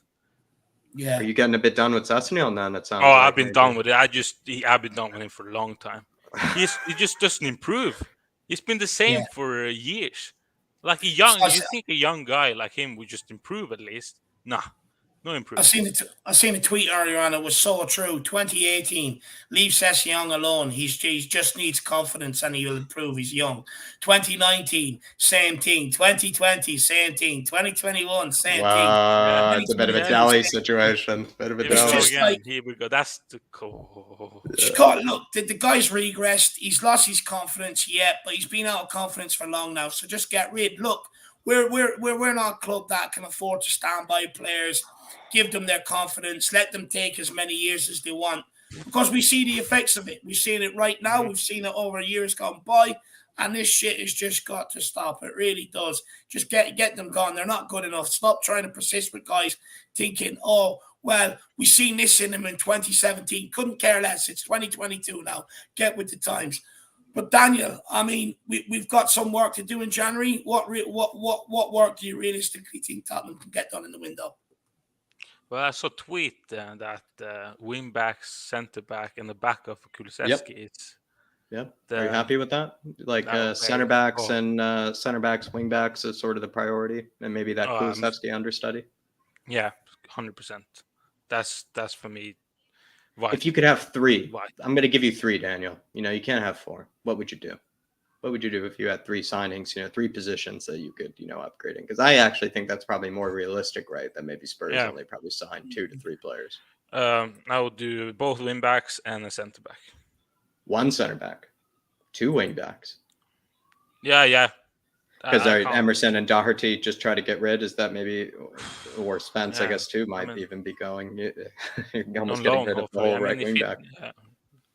Yeah, I mean, Salva Spence, of course, just doesn't seem to rate him. So, well, do you think we'll see Spence against Forest on Wednesday night? Is it going to be the chance of Jedi and Gil Nessie? Hopefully. If not, then there's no way we're ever going to see them, or Spence at least. Yeah. So if they don't play, then you think that's good riddance, basically done. Yeah, there's no other answer there really. You can't get in the Carabao Cup, then what? What about Papa Matt Sarge? You think he might see minutes? He was good in pre-season. I forgot he existed, to be honest. But I don't think so. Yeah. I'm not as concerned with him. Like with him, I really, I just think the kid just needs to hang around, for a bit. Whereas with like Spence, we spent like real money on this kid and we really wanted him to make an impact. Like whereas with Papa Matasar, it really is like a very much a future signing, always has been. So I don't really, I'm not panicky there. But what do you feel like? Can we end off this? Yeah, say Dave, you were going to ask a question? No, go on, Jacko. Sorry. Forest, are they going to really care going into this one, Daniel? Because someone mentioned earlier, right? They're basically going to be battling for relegation. Steve Cooper yet to really convince yet over there. How do they set up for it? Are they going to use this as a game to maybe get some motivation back, maybe get a bit of sort of respect back, or are they going to kind of just throw this, out the door and just kind of focus on the Premier League? Don't really know. I would think they wouldn't care too much because of how they are in the Premier League. But again, you never know with us, of course. I still have the Middlesbrough game haunting me as well. Yeah, that's true. Yeah. With championship squads, I think it's a bit different because I just feel like they are trying to maybe make an impact and try to, maybe threaten those Premier League teams, perhaps, teach them a lesson. But I think a team like Forest, I don't know what they stand to gain from, making, a Carabao Cup run of any kind, maybe just for own self-pride. I'm not really sure. But Daniel, kind of last question from me here. AC Milan, happy, okay, one of the higher, for me, it was my second pick, basically, my second or third pick of the teams. Is that a bit crazy? Where do you stand on AC Milan? AC Milan are not as good as they were last season. They were really good last season. And I think it's kind of even. I think we're a little bit better because Chelsea destroyed them, and we're better than Chelsea right now. So I'm confident. But again, you never know. I mean, Dier against whoever. Here we go with Dier again. Dier against Giroud, probably. Yeah, Leao, fuck me. Jesus Christ.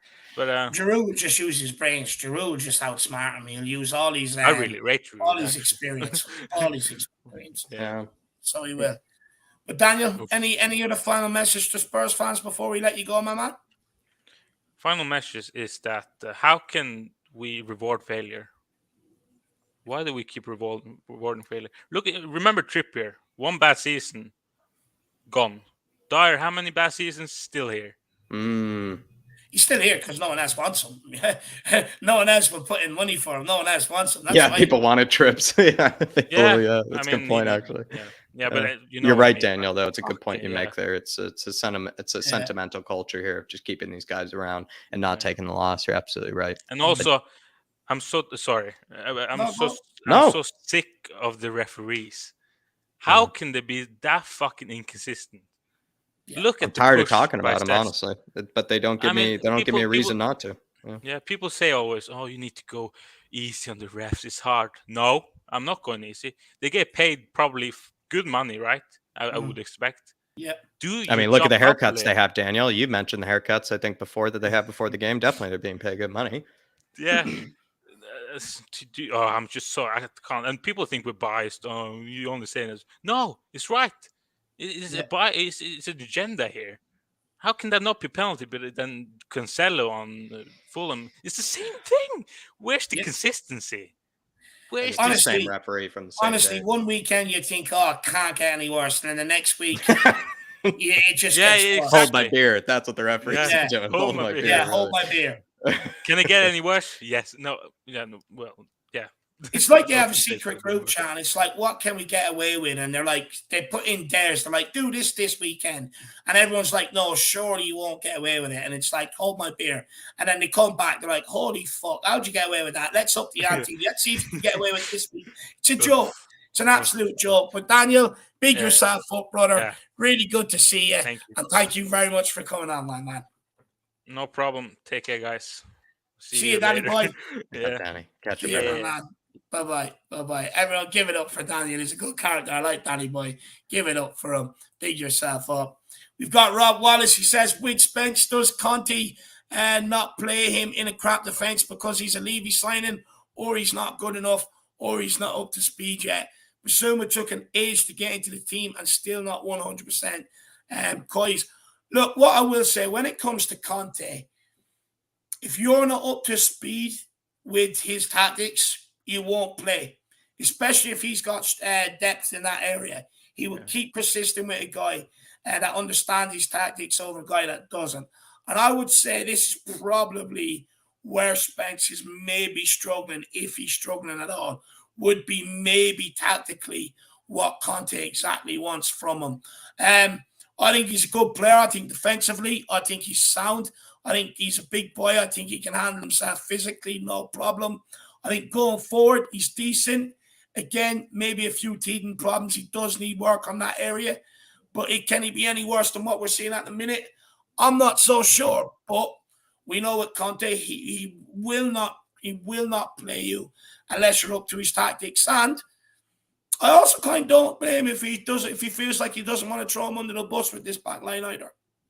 There's something to be said, too, with how there are players in this squad who've been failing him with his tactics and have been failing him on a variety of levels with what players are supposed to be his sort of trusted players, Rob Wallace. So the Eric Diers, the Davieses of the world, Sanchez's, players that have been around that he's used actually quite a lot, have continued to sort of fail him and have continued to sort of let him down when it comes to the instructions and stuff he gives. Not saying that Spence would like they do, but it's maybe gives you a bit of context to how a lot of players just sort of aren't able to perform maybe exactly what Conte needs and what he wants. And maybe someone like Spence, though, is going to be perhaps as inconsistent as maybe Emerson and Doherty is.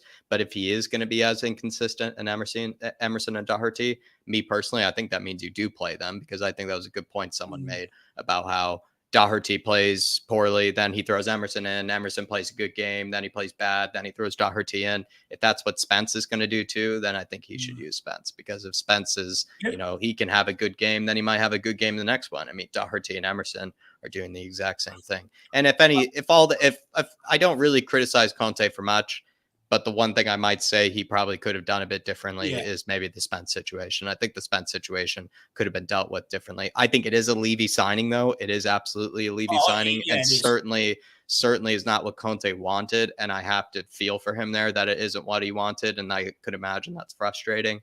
But you never know. Like, he definitely could have given him a chance. There have been games when he could have given him more of a chance. I agree.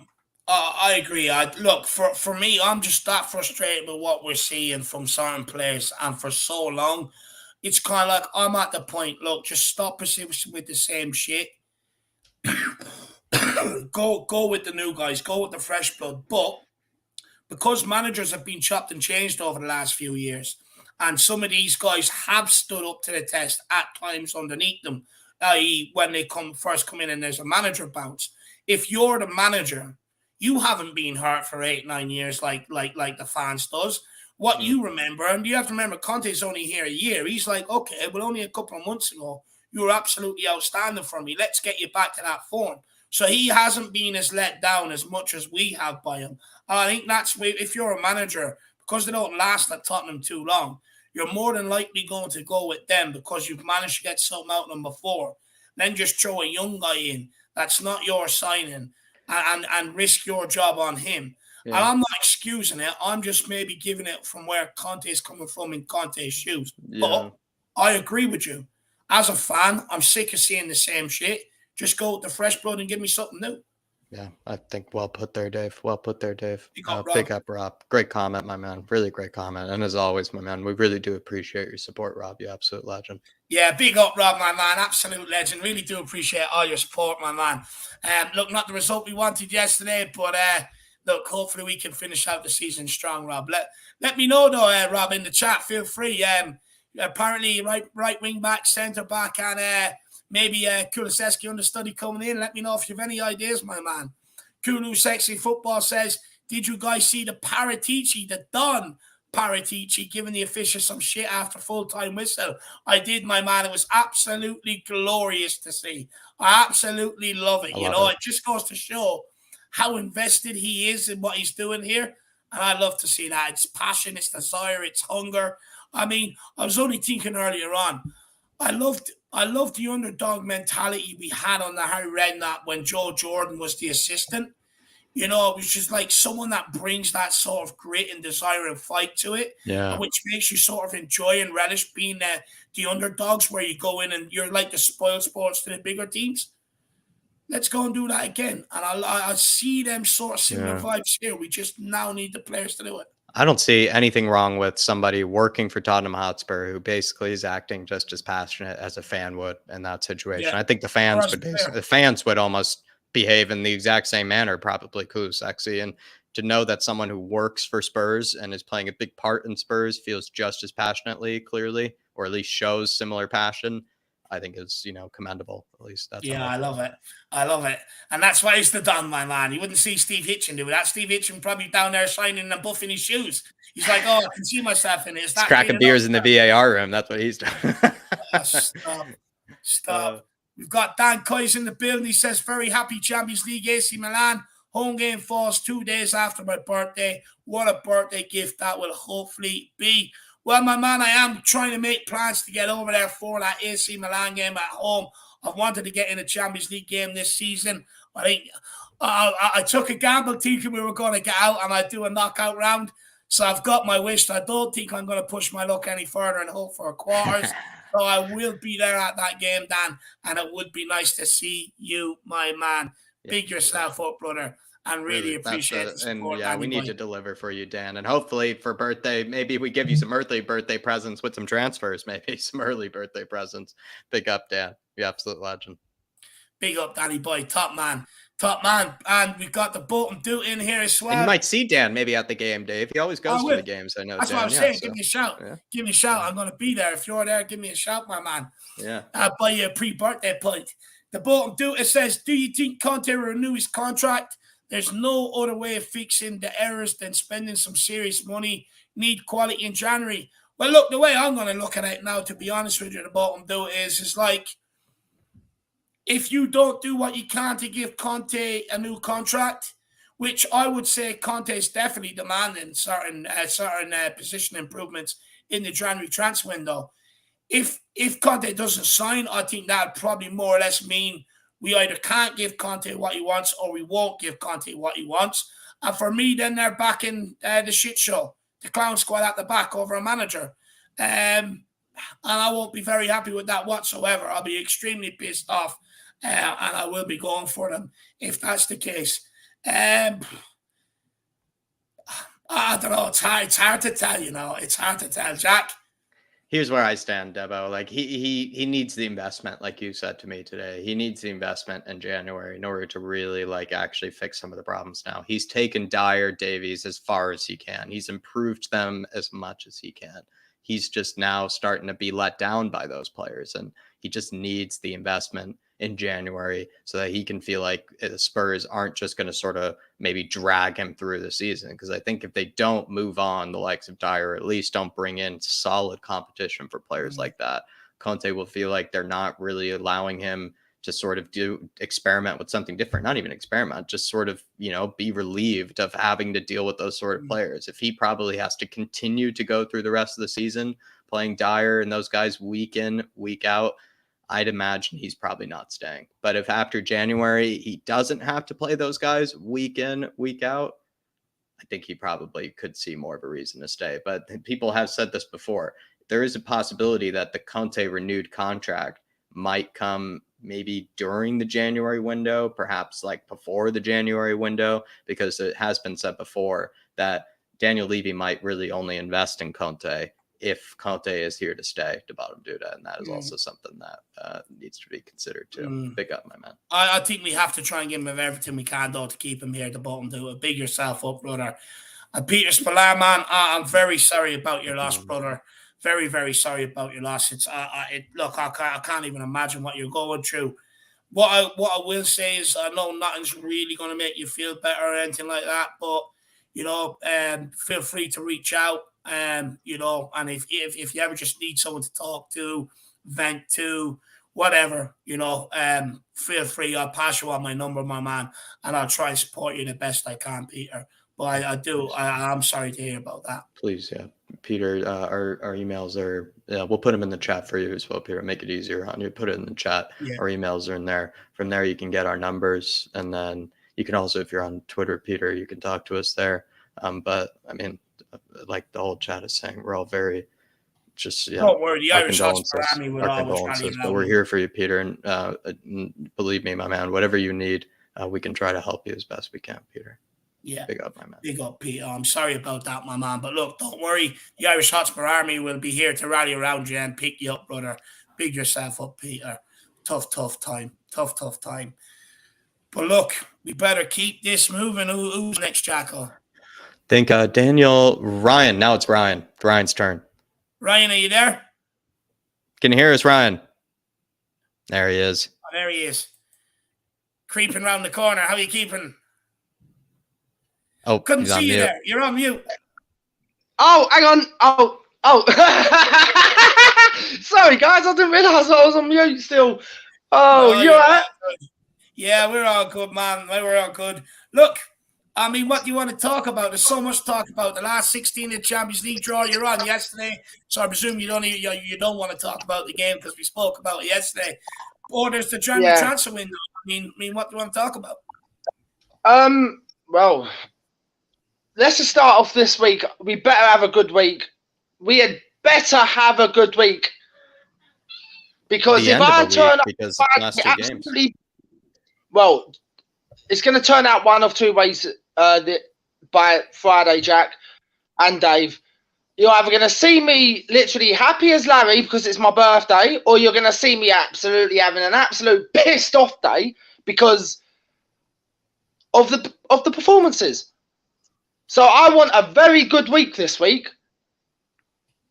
I want an early birthday present to come my way where we get through to the fourth round.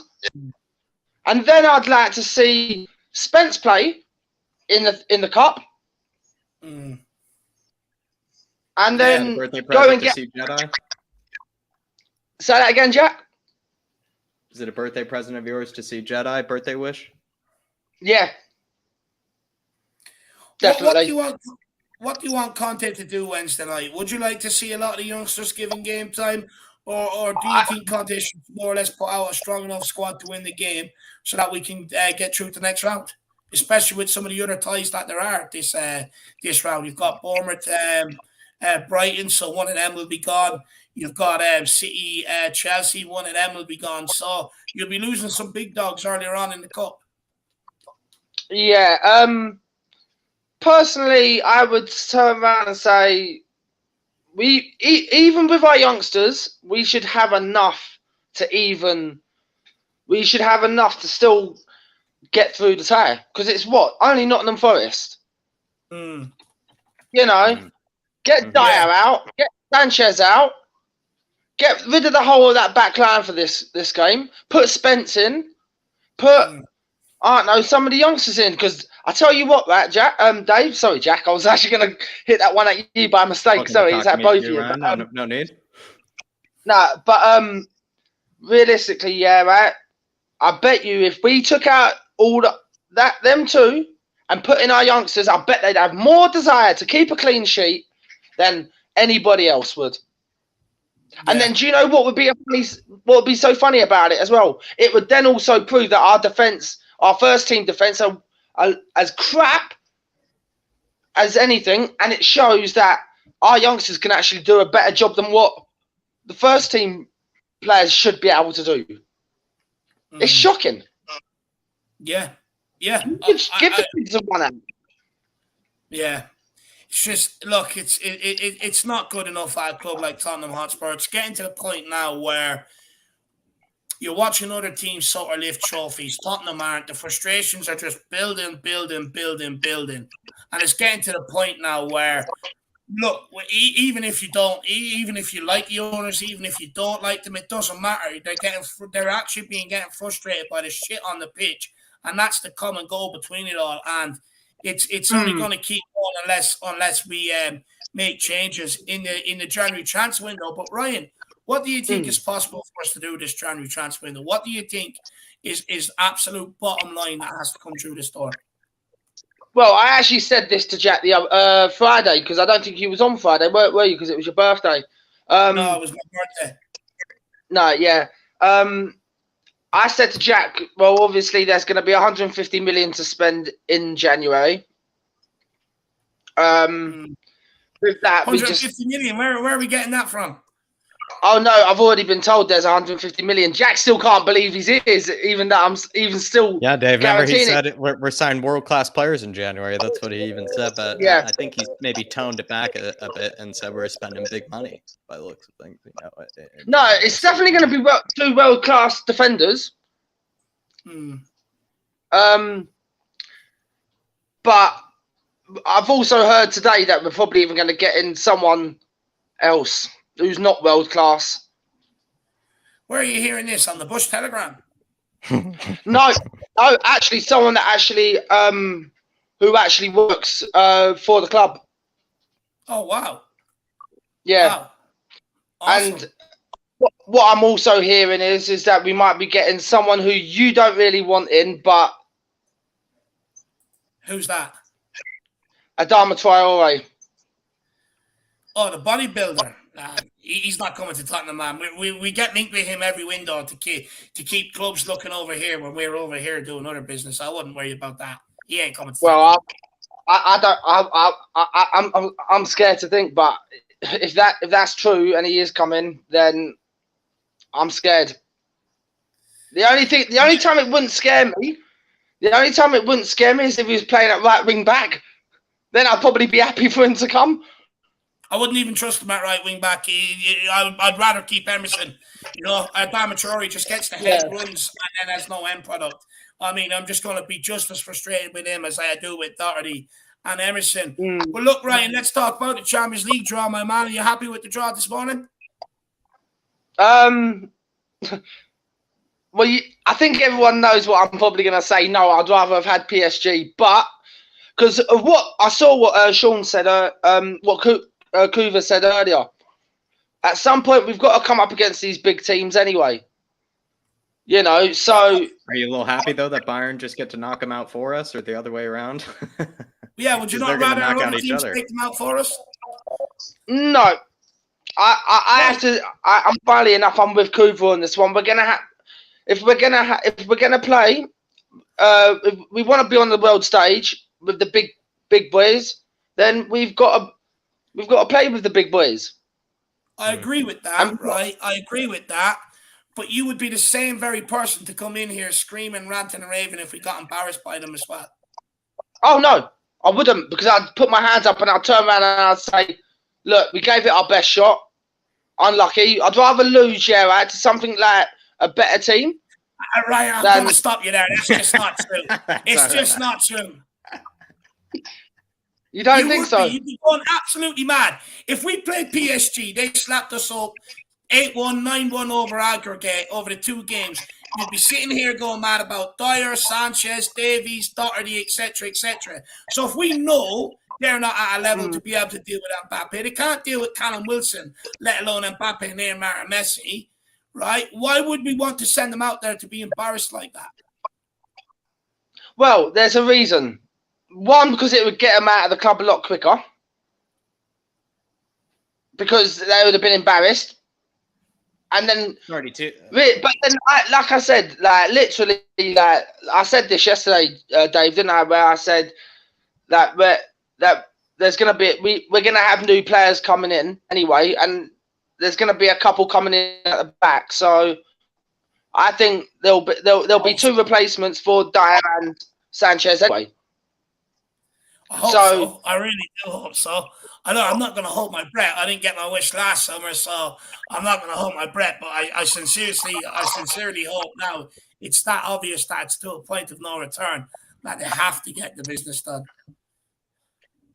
Well, yeah, they've got to, Dave, because like at the end of the day, if it doesn't, if right, I will be concerned if we go in the January transfer window and we don't get nobody in. That would be a concern, because what are we doing with the 150 million?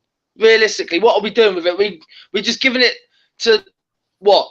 The stadium rights or something? Because I mean, what good's that going to do? Do you know what I mean? Like, realistically, I see it as we've got 150 million in January. Let's go out there. Let's spend it. Let's even overpay if we have to on 2 defenders. I'm not bothered. Let's go out there, overpay on 2 defenders, right? And then I'll be happy. Yeah, might have to. Look, the club have form of overpaying on defenders. I mean, 45 million for Davinson Sanchez. So I just hope that if we do overpay, the quality is right this time, right? But look, any final message for Spurs fans out there, my man? Let's just get the cut. Let's just keep calm about this at the moment, because even though we've had, like I said the other day, Dave, even though we had one good result, right, it still comes down to that defense is still the same. So let's not go and get happy about it, right? Let's play them kids at the back, get some defenders in at the back. And that's another thing. Have Forster in goal. Yeah, right. I don't mind having Forster in goal. I'll give Lloris a bit of a rest, So have him in goal. But yeah, just literally, let's just go out there, play the kids. Like, even give Kane a rest. And well, I mean, I would say give Sonny a rest, but I forgot he's injured, isn't he? So he's getting a rest anyway. Yeah. But just go out there and give them kids a run out in defence. Realistically. It's the best thing, and then hopefully Levy will see what's going on, and he'll see that we've got to literally get them 2 out. Look, it's simple as. He already knows what's going on. That's why he brought 3 defensive managers in here since Pochettino. He already knows exactly what's going on right now, so he does. But look, my man, big yourself up, brother, and we'll speak to you again very, very soon for the next one. Yeah, on my birthday is the next one. Is it, Dave? When's your birthday? Friday. Good man. Yeah, Friday. See you then, Ryan. Happy early birthday. Yeah, cheers. Catch you, Ryan. Peace. See you then, man. Peace, brother. Peace. Big yourself up. That's Rhino, ladies and gentlemen. Everyone, big up Ryan. Big him up. We've got Ian Cook. He says, I think Conte was signing a new contract, but I thought there was already an option for another year. There was an option for another year. I'm just trying to remember what way it was to work out. Spurs' option to extend. It's Spurs' option to extend for a year, if I'm not mistaken.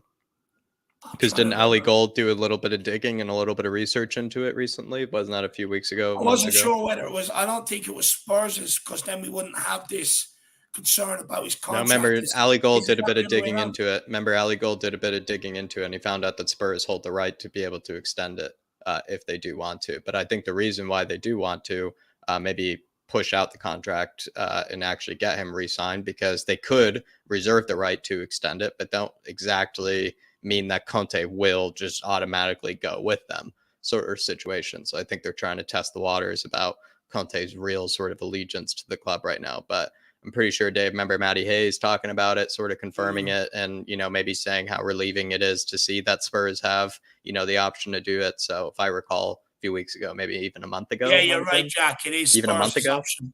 Yeah, I think it was Spurs' maybe a month option ago. to extend for another year, it says here. Yeah.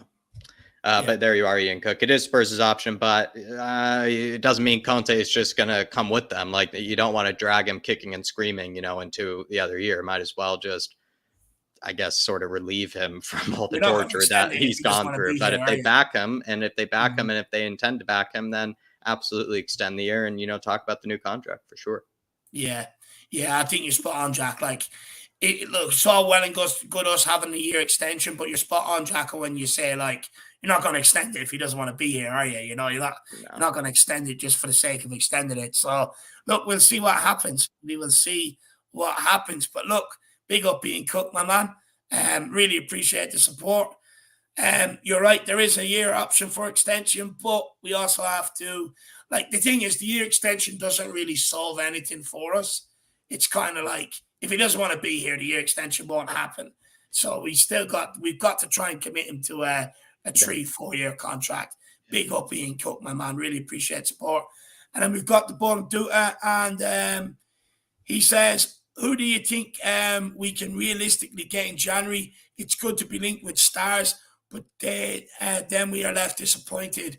Thoughts on centre back? Mohamed Simikan and Kulu understudy Victor Sijankov. Jack, I haven't a clue. Love a good Ukrainian, the bottom dude, Victor Zigankov or Viktor Zigankov. I forget which one it is, but he's over at Dynamo Kiev. I actually wanted him to come good, but he's never really been bought, and he's never really been, you know, pursued, I think, fully yet by a club, which sort of kind of gives me concerns, because I think by this time he's already 24, 25, Viktor Zigankov.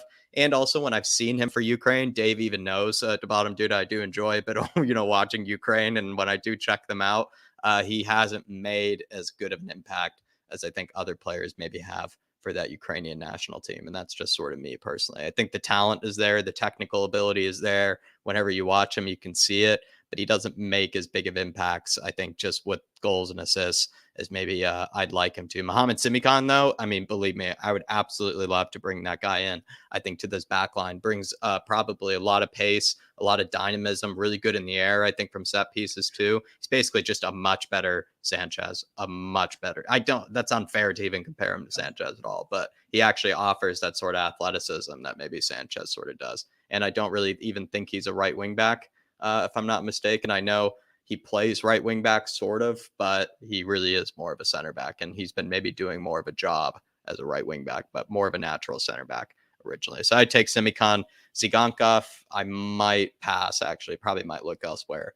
But when it comes to understudies for Kulu, it's really tough right now. But I don't know. To bottom dude, it's tough right now when it comes to Kulu understudies. When it comes to center backs, I'd probably go for the likes of Simikan. I'd probably go for, I'm not sure as well. Looks like maybe we lost Davo there for a second.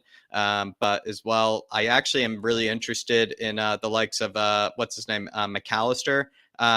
As well. I think he could be sort of a good sort of creative midfielder maybe to bring into the team. I know everybody wants James Maddison, but if we don't get James Maddison, perhaps we could look at McAllister over at Brighton. That's sort of my thoughts. I'm starting to kind of ramble at this stage to bottom Duda. So let me know, brother, what you thought of my thoughts, but we'll get on the next guest and see what he has to say. Maybe he has some suggestions here. Michael. Good to see you, Michael. Hey, it's weird to be on the right and not on the bottom, you know. Yeah, you've taken control. You know, you're right alongside me here. To bottom Duda, bringing up Mohamed Simikan, you know, and also Kulu understudies. Where do you stand on the transfer window? Most people are kind of like center backs, right wing backs, understudies for Kulu. They kind of want it all, but where do you kind of maybe? What are your priorities? How would you go about it? maybe what are your kind of must-haves going into it? Do you feel? Yeah, like the thing is that until I get proven differently, I don't think that we will spend more than like 50 to 60 million at best this window. Of course, I hope that we will spend more, right? And I would love us to go and buy like 350 million players and fix our team, but that's let's be honest, that's kind of unrealistic Especially to assume. January wise. Especially, it's not realistic to assume that it will happen. You better assume that we will go for a like again. I know we are fed up with quick fixes like Longley, right? But yeah, I don't think that we will spend massively, but I think that there is enough, like there can be enough smart business done to fix our issues for now with like 20 million players, let's say. And with the Kulu understudy, I think we'll go for Malanowski. I think there is too much rumors, too many rumors about him, starting even now before the World Cup. I think that he will kind of like suit our team well, because as far as I remember, he's left his main like is left, right? And we are apparently going to loan Hill out. So I think that more than like an understudy to Kulu, I think that we'll search for someone who can play on both left and right. And I think that maybe he can fit that. I won't lie, I'm not watching Malinowski day in, day out. I'm not watching Atalanta. So, all I can like watch is probably his highlights, right? I don't have time to watch Serie A.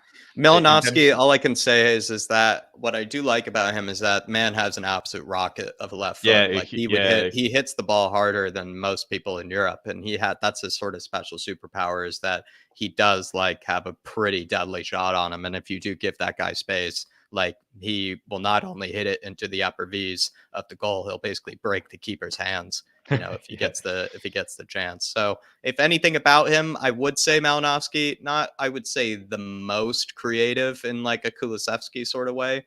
But what is kind of nice about him is that if given chances and if given opportunities, he would kind of, bang them in. I think Malinowski. I think he actually has he is technically he is actually a good player, but maybe not as genius of a brain as like a Kulusevski does, but like technical wise, I think like a good player. I think Malinowski. I think he has some skills for sure. Okay, so what I would want, because that's the first thing that you asked, would probably be the three positions that most people mentioned, which is the right wing back, center back, and some form of a forward, whoever it is. In terms of like center back, I think that Simakan will be a bit like pricey, I think, because Leipzig, they price their assets quite, I don't want to say quite highly, but they are, it's not cheap to buy from Leipzig, right? But I think that it's kind of a gamble, I would say, because he has all the properties to be a really good center back, but he's still a bit young. So you kind of young, and he only just moved there. He didn't move there this season, but he moved there the season before. So like there is a bit of a risk going for him. I'm still a big favor. I still really like Endika from Frankfurt. I think that he would be a nice fix. The only problem is that I think that we won't go for a left-sided center back. We'll go for the center back, because like we have two left-sided center backs in Longley and Davies, and I think that out of that whole like six players, if you include Sanchez, Dier, Tanganga, Romero, Lenglet, and Davies, I think that those two are the best of the lot. Of course, not counting Romero, right? So I think that because we won't go for two, cannot see us going for two center backs. That's what we need. It feels like, but it does seem hard to imagine. It seems hard to imagine us doing that, but it feels like it's what we need. It's a tough situation to find ourselves in. And so, what I then think, Dan or Michael, is that we need to have then the center back, right, and we need to get it right, because if we are going to only maybe bring in one, we need to get it right. Where do you stand on maybe getting rid of players this January? Because I think in order to probably even get a hope of bringing in two center backs, we probably have to get rid of two center backs, because we have three center backs he doesn't want to use. Dier, he might use as a backup, but he probably doesn't want to start him any longer and use him as consistently. He obviously wants to get rid of Sanchez, and then Tanganga he definitely wants to get rid of for sure. Yeah. So he might have to try to get rid of 2 center backs. We spoke once about like that what a healthy squad, in my opinion, is 2 players per position, and that you can rotate them and necessarily not feel that much of a drop off. So if you look at our squad right now, we have 6 center backs, if you include Tanganga, as I said. So I think that if you bring a center back, then we will ship one out, and I think that it will be Tanganga most likely, right? Because he's getting, like, he has no game time this season. Conte clearly doesn't trust him, so sorry. I'm still, like, I'm sick for a weekend. It's driving me crazy. Spurs have like, driven you sick, you know, Michael. Yeah. Believe me, I'm catching one as well. I'm not kidding. My nose is getting a bit stuffy, so I think it is also this season. Lee Cooper here, actually, maybe, you know, I know I'm kind of throwing an oddball question at you here, though, maybe going a bit off topic, but it is interesting. Leah Cooper says, do you think that apart from the poor first half displays and dire mistakes at the back, are we as fans more annoyed because the scum are on top? This has been asked to you before, Michael, about maybe where Spurs fans are.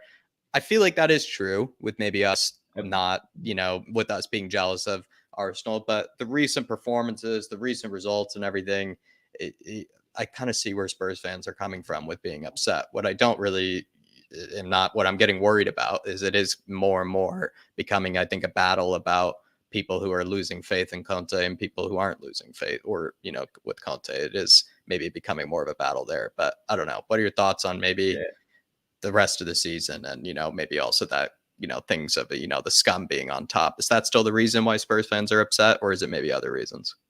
I think that's one of the things which makes us kind of mad as Spurs fans.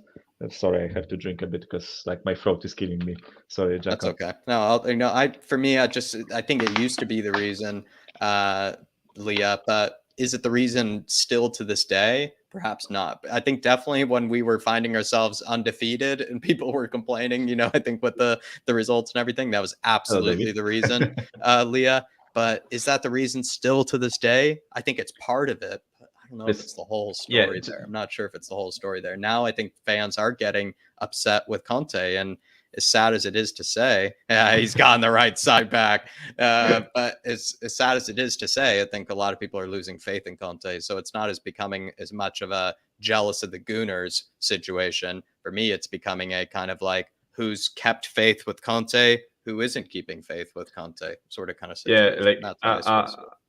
Listen, I said it plenty of times. I don't mind people criticizing Conte, like, tactically. I don't mind people criticizing his decisions in game, because sometimes I feel like his substitutions are too late, or he's too slow to react to certain things happening on the field. I don't mind people like pointing that out. What I do mind is people not seeing the broader picture, seeing that the quality of our defense is shocking, and he's not responsible for sorry, boys.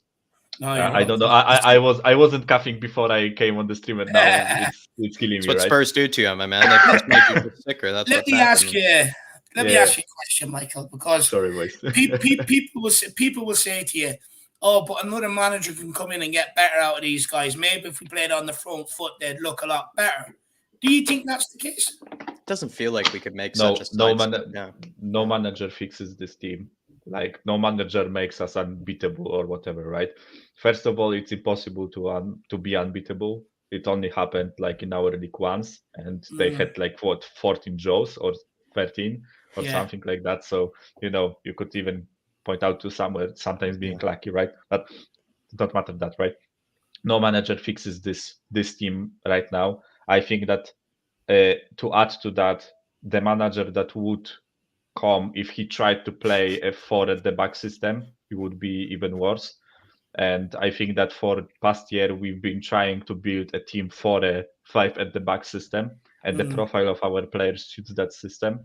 So, and Conte is the best 5 at the back manager that you can find in the world, right? There is no better 5 at the back manager. So I think that coming back to what I said about criticizing Conte, I don't mind criticizing his the things like that I he even said had. earlier. I think one of the things, I'll be honest, the Jets bench situation, not really my favorite with Conte. I think he could have probably handled that a bit better. I'm happy to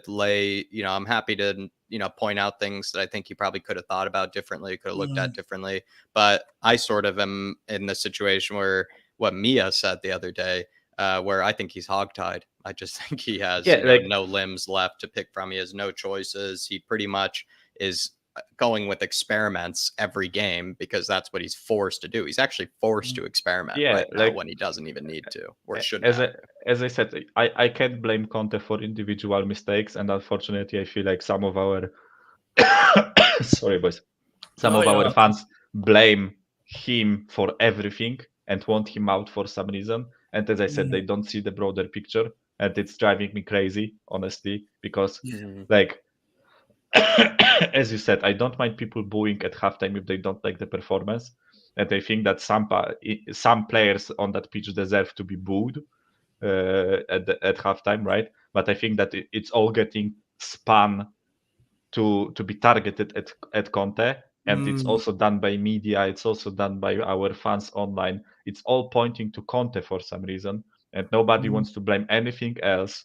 I'm not necessarily TV out, TV in. I don't live in England. I don't attend games. It's hard for me to look at like the whole of Livia, etc. Right? But I think that there has to be fingers pointed at him, and at what shape the squad is at. How the hell do we have players that are sitting here 8 years and for absolutely. For majority of the time they weren't good enough, and they somehow still are making our first team, right?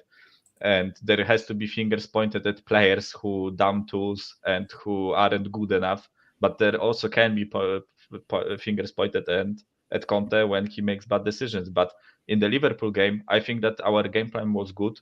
I think that we fixed the issue on the right side.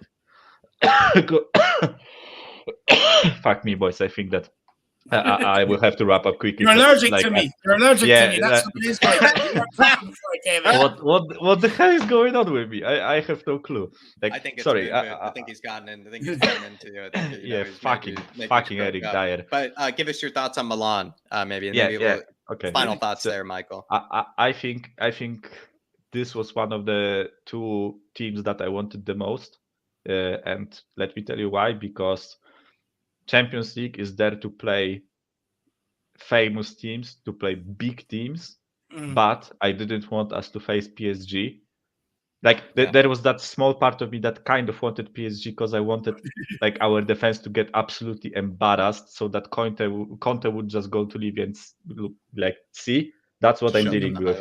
We just got embarrassed in front of like millions of people. That's the only reason I wanted PSG. Not wanted, but that was that part of me that if we got PSG, I would be like, okay, embarrass them, show them that they are all not good enough. But in terms of like other teams, I wanted us to go for Inter or AC, because those are big like trademark teams in Europe, and like going to San Siro is massive. It's a massive, famous stadium, and we can actually compete with them, in my opinion. It's not as like one-sided as some of the other ties, right? But like, of course, if we got Bruges, I would be kind of happy, because like that's me most likely would have made it through. But for example, imagine if we don't go through against AC Milan. That's not embarrassing. I think that they are a good team, and it would be like, okay, shame we went out to AC Milan. That's nothing to be ashamed of. If we went out to Bruges, that would be fucking diabolical, shameful. You would feel like, again, like going out to Dynamo Zagreb. With all due respect to Bruges, beautiful city. They made a massive thing going through the groups, especially looking at the group that they had. Massive respect to them, but they are kind of the weakest team from the second pot, right? So, but it would be embarrassing to go out to them. So I am really happy with AC Milan, and also one thing that I am really happy is that we play away first, so that whatever, because like we've seen it time and time again. Like the second tie being at home is absolutely massive for the Champions League games. I think that every Champions League, every game that Real won last season against like PSG, City, and they all won it at home. They reverse swept all at home. So yeah, that's massive for me. Our crowd has to be up for it. So yeah, like massive. We talked about the Liverpool game, so I guess there is no point talking about it. But boys, yeah, I want to cheer this team on. There is 2 matches left before the World Cup. We will have a 6-week break from Spurs. Maybe something good happens in that time. And also, like quick, I promise I'm finishing because I'm not coughing right. I'm not coughing right now, so I'm using the time. With the Conte contract situation, I think as far as I think the way it is structured is that we can extend the contract by 1 year, but usually when managers walk out of the team, they have to pay out their contract. So I think it's structured in a way where we can extend it, but probably Conte can resign and not pay out the contract, because that would be absolutely stupid if it was worded in another way. So I think that's why our club wants to make him commit, so that. And of course, he will seek assurances too from the board, right? Yeah. And I think that he will sign a contract in like March, April, maybe somewhere along this timeline, after a successful January window, and when he's made promises for the summer window. And I think that if club comes out and say we will slap 150 million on the summer window, you will get this player, and this player. He will be like, okay, I'm in, sign the contract. And I think after him, Kane will most likely sign the contract. So that's the way I look at things. And I'm not mad at him that he isn't signing right now, because that would be stupid of him to sign right now. Yeah. No, I'm not panicking right now, Michael, and I don't think you need to be, but you need to take care of that cough, my man, because we need you back for these fan shows and giving us all that good stuff. And appreciate you coming on. I must say the dedication you even showed as well to power through this as well. He makes me feel diseased now, Michael does. He makes me feel diseased. As soon as he comes on, he starts coughing. Yeah, I would say. I'm really sorry, boys. I'm taking like medicine tablets. I'm drinking warm teas. I'm trying to do everything, and for a whole solid week, I'm coughing. So I don't know what's going on, but yeah, I'm trying. I hope I will be okay. Hopefully they have some good Polish cough drop brands, maybe. So, or I guess you have some German ones nearby as well, maybe to pick from. But big up, Michael. Really appreciate you as always, my man. Appreciate your patience. We'll be seeing you soon, Michael. Big up, brother. Big up, boys. Pleasure speaking with you as always. Same, my man. I really like what you had to say about dedication, Dave. He's making us look bad, actually, with that. Sometimes we've pulled out, with a sore throat, and things like that. This man, tried to go through. He couldn't even speak, Dave, out. He was trying to get on. He was like Romero. He was trying to play with one leg, basically, out there. Absolute legend, Michael. I think it is important what he says about the AC Milan game being away first, and about Real Madrid, because last year Real Madrid done all their business at home. So hopefully we can do the same this time around. I think it's a very, very good point that Michael makes there. But look, let's keep it moving. We've still got 1, 2, 3, 4, 5, 6, potentially 7 guests to go. So let's keep this moving. KPV time, who's Dave. Next? KPV? Time to let the hounds out. Hello. Sexy is back, baby. How are you keeping? I'm good. You happy with the draw this morning, Kyle? Yep, I am. Time to head back to the San Siro. We have a good record against the Italian champions.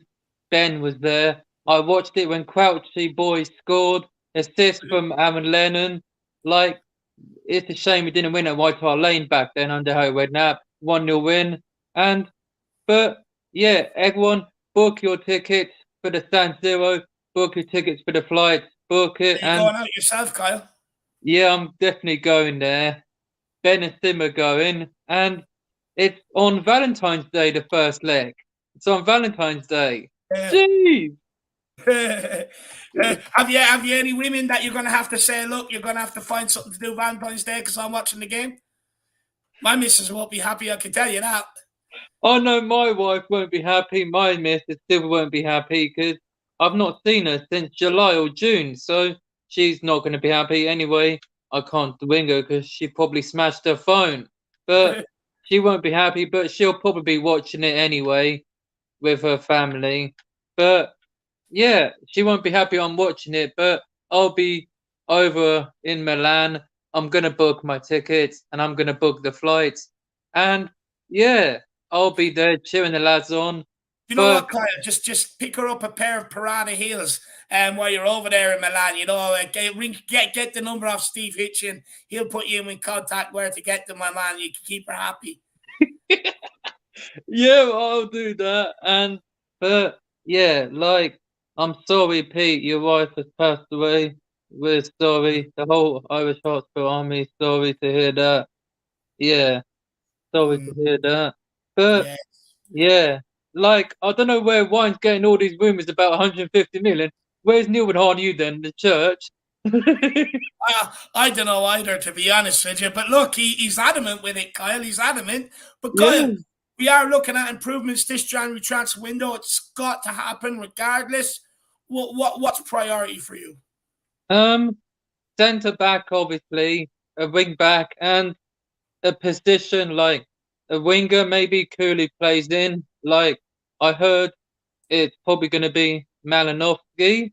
Like, I've seen on Twitter, it's saying, I think someone's saying it's already a done deal and he's going to sign in January. Like, he's been wanting to come, so I'll happily take it. But probably just rumours. But yeah, January, those are the positions we need. And centre back, I heard, yeah, like, Bastoni is still the main target because Conte wants him, and he's in the last year of his contract. So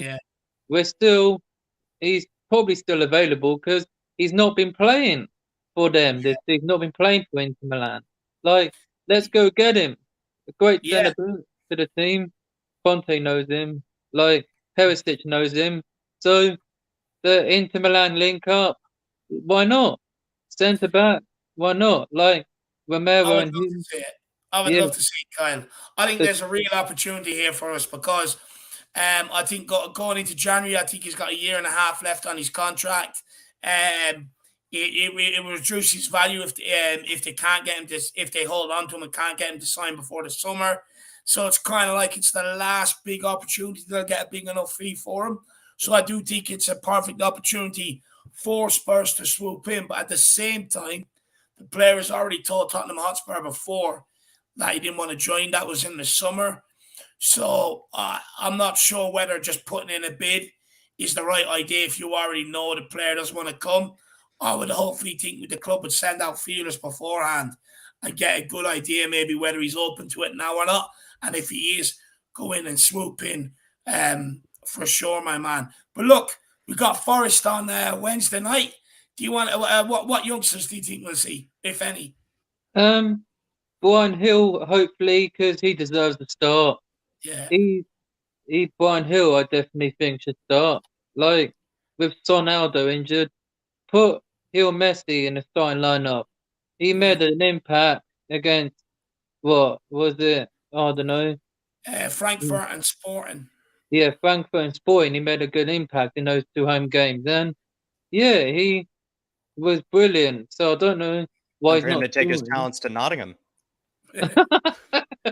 Yeah, tickets to Nottingham, time, and I want to see Jedi Spence start, but Conte isn't going to start him. I don't know why. Do you think Tony will end up being given the start? Yeah, the Irish cap is probably going to be given the start. Like, yeah. And I'd probably, like, as I said, bring Kulu off the bench in the second half to another impact, like he did yesterday. Kane, obviously, is going to start, let's be honest, because we don't have any other options up front. Son injured. Kane's the only striker, so I'd start him. Like, and yeah, Forest, Wednesday, we've already beaten them. That was in August. We won 2-0, 2 goals from Kane, but he missed a penalty. Henderson saved. But yeah, like, Henderson hasn't saved one since. But we're going to beat Forest Wednesday. Then we got Leeds, who certainly to come from behind, like against Bournemouth. and they beat Liverpool last weekend. They beat Bournemouth. Like, surely Conte though will teach Ted Lasso a lesson, right? KPV. Yeah, 10 Lasso, like a lesson. Yeah, 10 Lasso, a lesson. Like, Conte's going to teach Leeds a lesson because Conte's first home game in charge was against Leeds last season. So that's right. Let's do them again. We were 1-0 down, but we came back to win 2-1. Goals from Zinedine Stolzberg and Sergio Reguilon scored. Oh, a Reguilon goal! How did I not? God, KPV.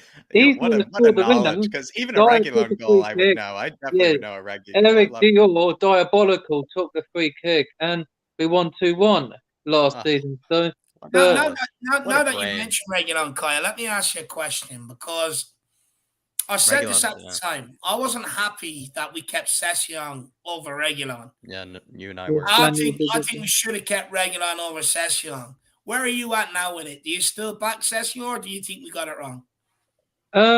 Like, I think I got it wrong, but like, I know Session's only got 2 goals and Reguilon got 2 as well. Like, last season he only got 2 goals, and Session's got 2 this season. Like, I know Session has actually been here longer than Reguilon has, but like, I probably would have kept Reguilon because when he came to the club 2 years ago, he was immense. Like, games, clean sheets, Man City, Chelsea, Arsenal, but against the Spammers, he got an assist for Kane. Second goal, we went 3-0 up. That was when he flexing the knowledge today, KPV. He loves it. Really flexing it more than usual. When there's a quiz coming up, I'm bringing you on as my teammate. Make me a promise you'll be there. Yeah, like he'll tell you what you were eating that day. He would tell you, what you said in the watch along. Yeah, I mean, KPV. Geez. You haven't done that since 2020 was we are Tottenham TV. World Cup's coming up, so we'll definitely get a quiz over that. For sure. Yeah, and bring the quiz up, everyone. Everyone, feel free to join in. I want Ben and Sim to lose, so hopefully they're going to join in. They already lost. You got to help David retain the title, KPV. You got to help him retain the title. With my help. Hopefully you don't turn into an Eric Dier when you're in the heat of the quiz now, Kyle. Yeah, no breaking down under the pressure, KPV. Just sell the geezer. Sell him. Eric Diabolical. If I was Southgate, I wouldn't start him in the World Cup. I know he went to the last one and scored a winning penalty against Colombia, but this one, I don't know. Who are you going to start centre-back wise? I don't want the fridge going. Harry Maguire, the fridge. Well, Dave and I want the fridge going. That's the thing, KPV. You're kind of going to be alone here. We would love for Southgate to pick Moon Boots in the fridge. Going. Moon Boots going, Moon Boots. Is it even Moon Boots or is it Moon Head now for you, kind of KPV? He's Moon Head Boots, but Moon Boots is his name. But he's let's be honest, he's probably gonna do the same as he has been doing, just give the ball away. But the group is already not that bad. But Iran could be kicked out of the World Cup after what's been going on lately. But they could give it to Ukraine, their replacement in our group. So, but we'll find out soon enough. 2 games left, then the tournament begins. Will we get to see your Kulusevski in the Nottingham Forest game, do you think, or will he probably be given maybe a rest? Hopefully we'll see him in the Forest game because I think he didn't play in the Carabao Cup last season because we didn't do great. We lost to Chelsea. He wasn't in the team when we lost to those chickens, but hopefully we see him on Wednesday. Bring him off the bench, another impact, another immense performance, please. And then Saturday, I know it's 90% fit. Do the same against Leeds. Come off the bench, another impact. Yeah, I think he tear Leeds apart. And then Champions League in February. He should be 100% fit after the World Cup. So start him against AC Milan. 2 games. Then then the quarters will be ours. I don't know. Time to bring some ginger sweet and time to bring the ginger sweet to Milan. Bring the ginger sweet to San Siro. Just like how Gareth Bale. He'll be like our Gareth Bale in the San Siro. Yeah, Gareth so Bale. He's going to be like Gareth Bale. Like, that's when Bale ended Mycon's career. Yeah. I love that. I love that. Anyway, I'm off to sign out. Let's do it. All right. I'm off to let the dogs out, and I'm like, yeah. So this Who's week, letting them out? You and Jack let them out last week. This week it's Barry and Danny Kiriakou. Yep, I'll see Danny Kiriakou on Wednesday. He's doing a watch along for the Forest game with Barry. Nice. So yeah, I'll see you all on Friday. Catch you Friday, and as always, Levy out, Daigle in. Daigle in, absolutely. Big up, my man. Big up, my man. KPV, we'll see you again very soon, my man. Legend. Big up, KPV. Big up, you legend. Legend. I'd love to be there and have a fly on the wall for a conversation KPV's going to have with the missus when he tells her he's heading out to the San Siro on Valentine's Day. That's going to be interesting. By the way, Jack, just quickly alert your missus. Valentine's Day, last 16. You're make no plans. Spurs are playing. I'm going to tell, well, mine can hear me now. Make no plans for Valentine's Day because Tottenham are playing.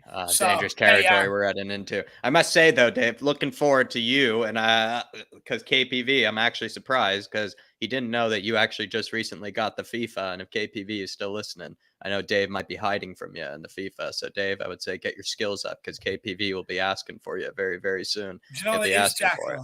I'm practicing on career mode, right?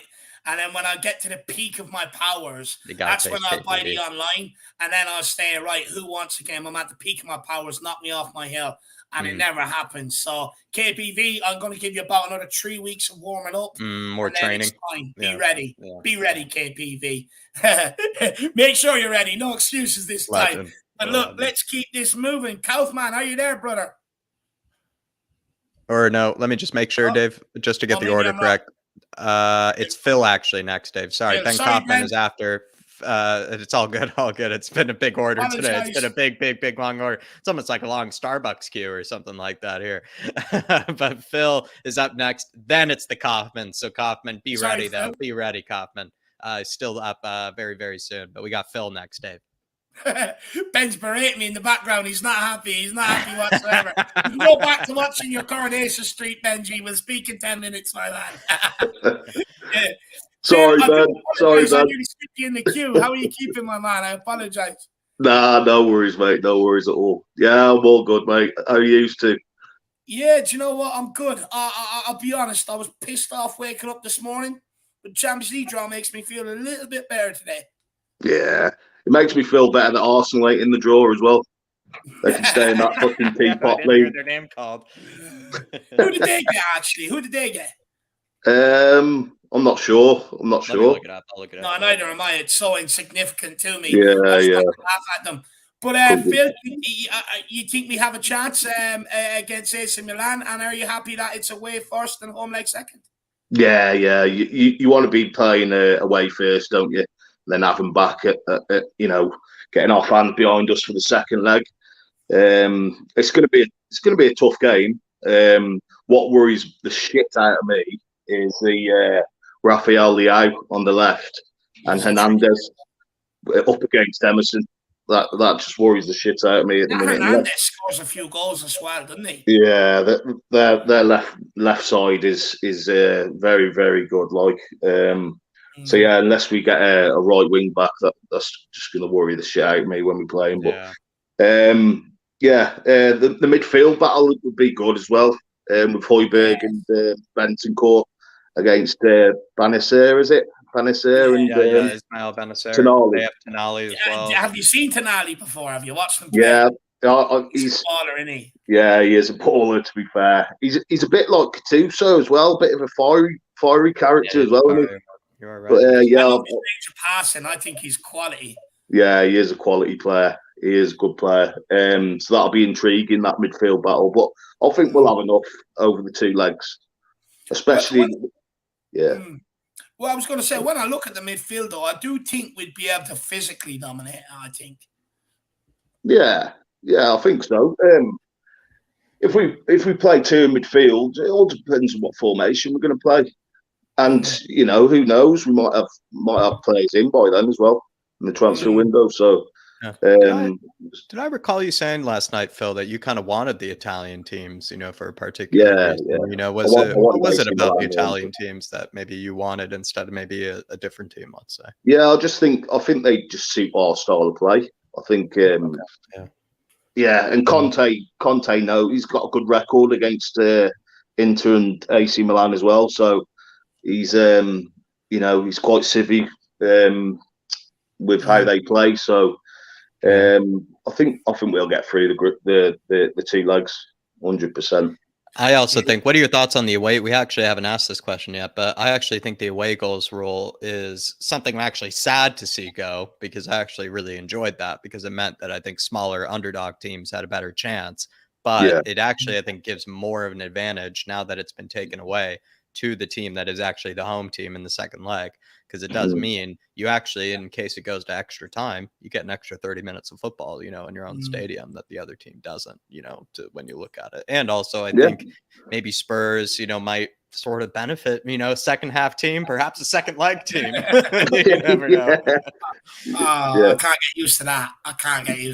No. Horrible to say. It is going to be a tough game. Don't get me wrong. I think their strikers are aging though. With Giroud's actually been playing well actually. With Ibrahimovic as well. It's just Leao really on the left hand side worries me.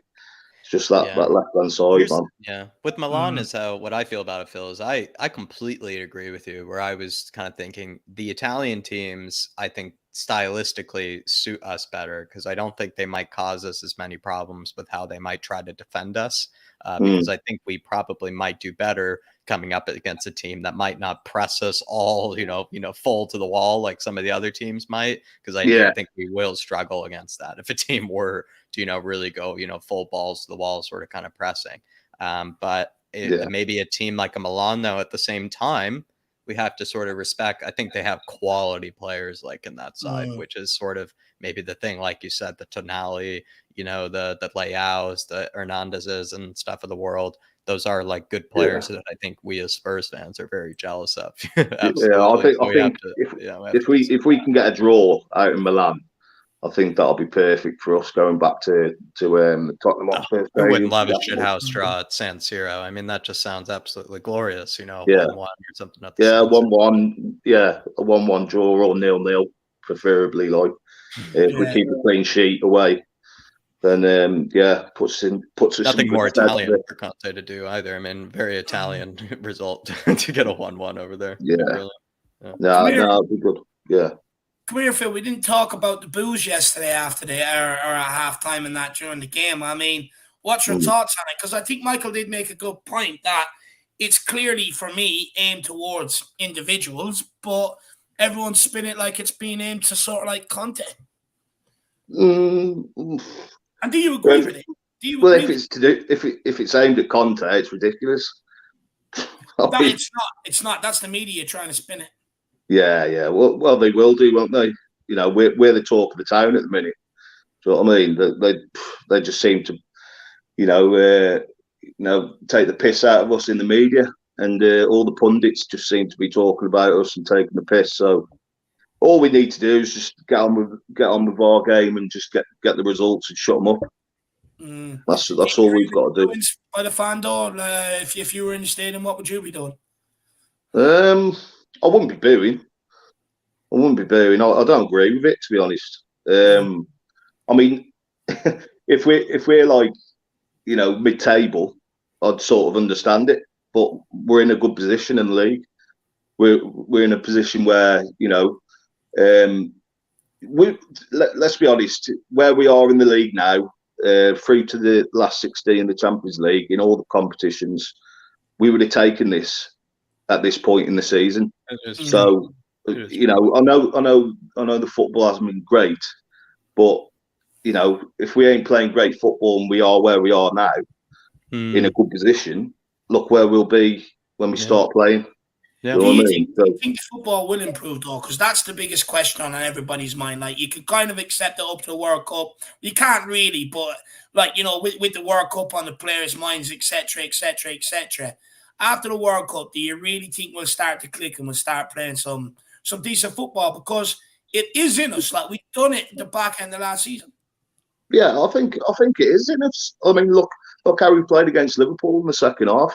Yeah. We just need to, make sure we start from minute one instead of just going into the second half. That's all we need to do. We just need to address that. That's all we need to do. And the players that we get in January, hopefully we get a couple of players in, and kickstart the second half of the season. Any players specifically you want in the door in January? I've said all along Maddison, to be honest, but it's got to be two centre backs and a right wing back for me. Yeah. Would you forego a Maddison just to get in, let's say, two centre backs? I would in a minute, especially with, how many mistakes we're making at the back. That is priority over anything else. But if it was me, I would want a Maddison in along with the centre backs in January. But I don't think we'll get 3 signings. I think we'll probably get 2 signings in the January window, and I'd have a centre back and a right wing back. I could see 3 happening. It's just sort of like, I don't know if Spurs would go for 3 and then sign 2 in the same position. Like, would they sign 2 center backs and a right wing back? Which is, I think, really what probably, if you were to go about it a really sort of conservative way, like just fix the really problem areas right away, you might go 2 center backs, right wing back. But that maybe isn't really sort of Spurs' style. How I would see them do it is do what you might say is like, get a center back, get a right wing back, and then get some sort of James Maddison type players. I think a centre back and a right wing back, definitely. We can't overload the players. It's going to be difficult to get rid of Dier and get rid of Sanchez because no one will want them in the January window. So, we're just going to have too many players in the team, in just the same position. So a world-class centre back and a right wing back, a world-class right wing back would be ideal for me. Yeah. I mean, I think it.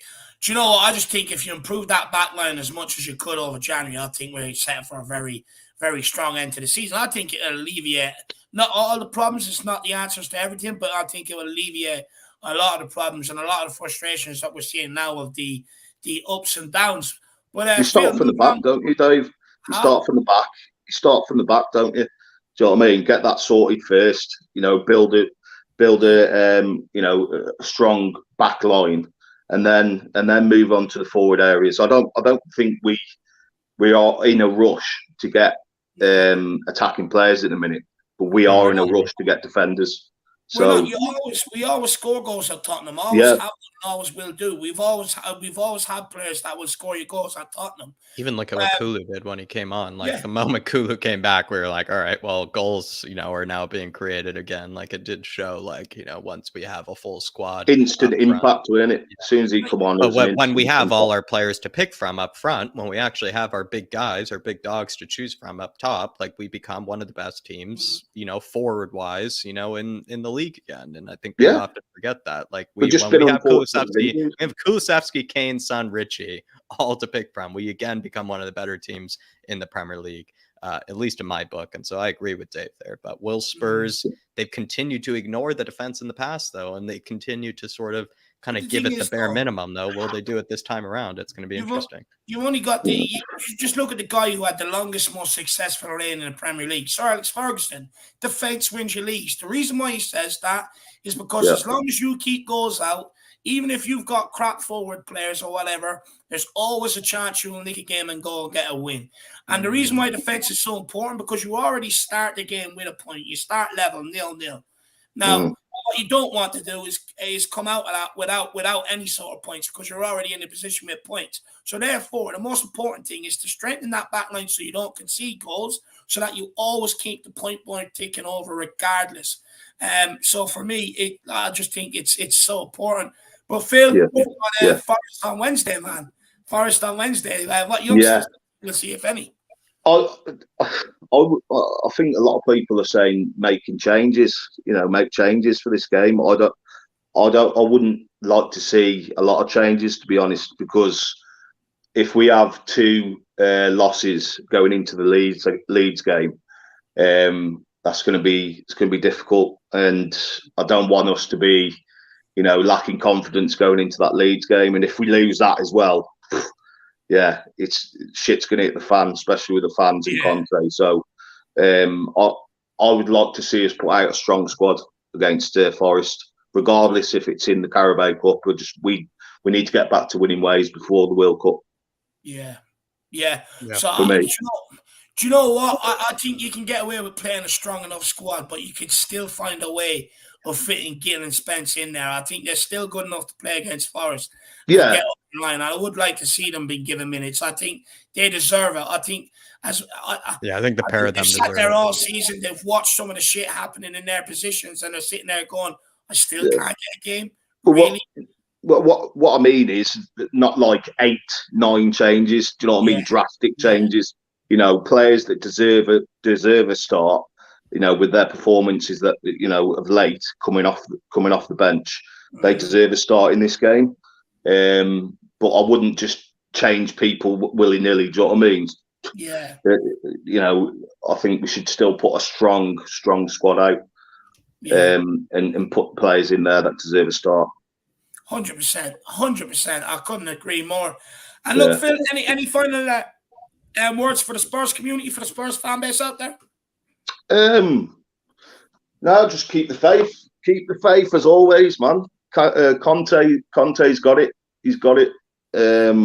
Just back him all the way, and we'll get where we want to be sooner or later. Phil, I must say, you looked like you were the whole time in some eternal, heavenly background until you just took a lean back there. And I realized that wasn't a background or some Zoom background that you had on there. I thought you were like in heaven, this whole time. And then honestly, with that very glowing background you had, you were making a lot of sense. So I would say just keep that, for the future. Maybe just adds to the logic. Just to touch on the on Lloris's successor. But I mean, I think we should start looking at that next year. I've got one keeper in mind. I don't know if you heard of him, Mike Milan. Milan. French keeper. He looks a great keeper. Great distribution as well. He's good because they're not missing Donnarumma. Yeah, that's what makes him good. If they're not missing Donnarumma any longer, that makes him a good keeper, because obviously he was the big rave, I think, over there, right? And then once he left, they signed Magnan that season, and he's been great for them. Yeah, so that's one I would go for us, to replace Lloris going forward. Yeah, definitely. Look, it'd be interesting to see. He only moved there not so long ago, so I'd say it'd be hard enough to pull him out of there. But look, young keeper as well. Huh? Yeah, he's a young keeper as well. I think he's only like 25. Yeah. So he's got a good future ahead of him. Yeah, 100%. Look, a lot of people actually wanted him, or were mentioning him. I know Matty Hayes was mentioning him and that before he ended up moving out to AC Milan. So yeah, he's definitely a potential there. It'd be a battle of the French keepers as well at AC Milan. Mike Magnan and Hugo Lloris. He's potential replacer, master first of the replacement. Like it. I like it. Let's hope Lloris has a good game that night. Yeah. Oh, well, I hope so. I mean, we need it, because if he doesn't, we're only going out, Phil. So we've got to have a good game for us. Big up, lads. Alrighty. Thanks for your patience as always, Phil. And thanks for coming on, brother. And hopefully we're talking about maybe a Jedi appearance and perhaps a destruction of Ted Lasso come Friday. But big up, Phil. Really appreciate you coming on as always. Nice one, lads. Nice one. Really appreciate your time, my man. No worries. See you, lads. Bye. Bye-bye. I really like Phil, you know. I really like him. He's got a nice calming presence about him, Phil. I have a good time. More so than ever today, Dave. Like I said, look at that background that he had. He looked eternal. You know, it looked like he looked like he was in heaven. Phil was. I was actually very calm. It was a calming influence seeing him in that sort of glowing background. But big up, my man. Really appreciate you as always. But let me check the order here. Let me check the order. I think it's the Kauf. Yeah. Now I forgot. So the Kauf probably should be. Don't have me. Can you smell what the Kauf is brewing? Benji, it's a bit better today. My voice is a bit better today. Your voice is always good, Dave. Don't you worry about that, sir. It's been a long day, hasn't it? It's been a long, emotional day, and we're having fun. What are we going to talk about? I think we aired everything out. I got to say, I got to praise you. You mentioned you wanted the Italians. You thought we were going to get one of the Italian teams, and we got one. It was so obvious. I mean, it's almost that. It's just that. How was it so obvious? What do you mean it's so obvious? What powers do you have? Happened because, frankly, I only joined this community a year ago, and a year into joining the community, we're playing a team that I look at as my favourite city in the world. As many people that know me from watching my stream and talking to me personally, the reason I'm probably here is because of the city of Milan. I learned everything there. 10 years ago, I learned everything there. It's a good coffee That city. is my favourite city in the world. It's the city I would consider home other than moving out of London.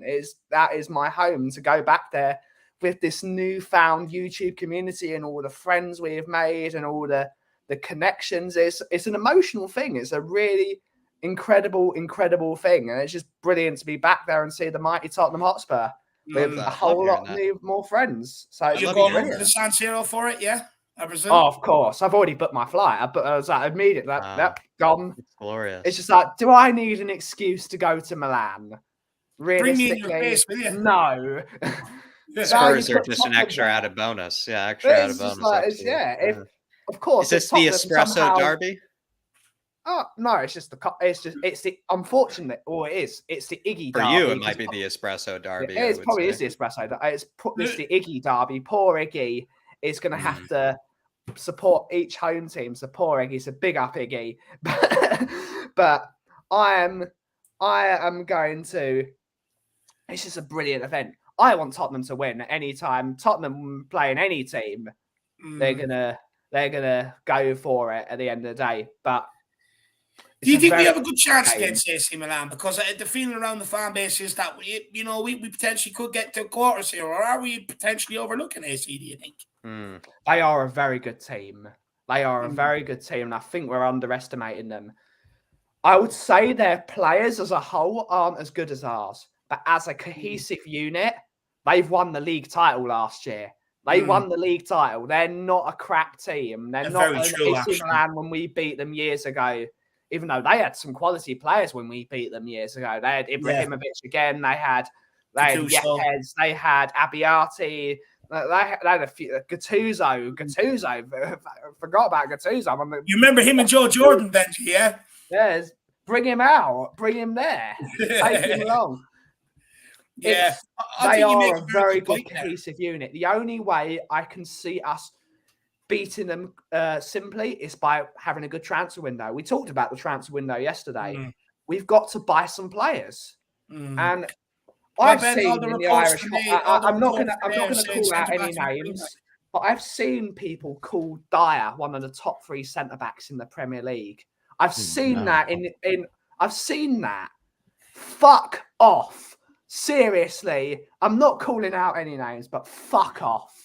That man is shit. Do you ever just get a moment when you're really disappointed in the world? Is that what he did against Liverpool is a sackable offence? It's sackable. It's that man. Remember the days when Jose would just drop him right after that, Ben? That's what I kind of wanted, but I feel like Conte can't even do that. Conte can't even drop him. I feel like he's sadly forced to kind of just play him the next game and see how it goes. And that's why I feel bad for him. Remember, Jose was at least able to just drop Moon Boots and just, put him on the bench for 3 games. That man is going to get a testimonial next year. Yeah. 9 years of You sure you shit won't be there, Ben? performances. Shit. He was only good in one season, and that's when he had Moussa Dembele next to him. One of the best midfielders I've ever seen play in a So Tottenham true. Hotspur shirt, and possibly ever. So true. So true. He is crap. And when he was all right as a centre back, he had Jan Vertonghen on his left and Toby Alderweireld on his right. He's babysit FC is what he is. He's been babysit his entire career.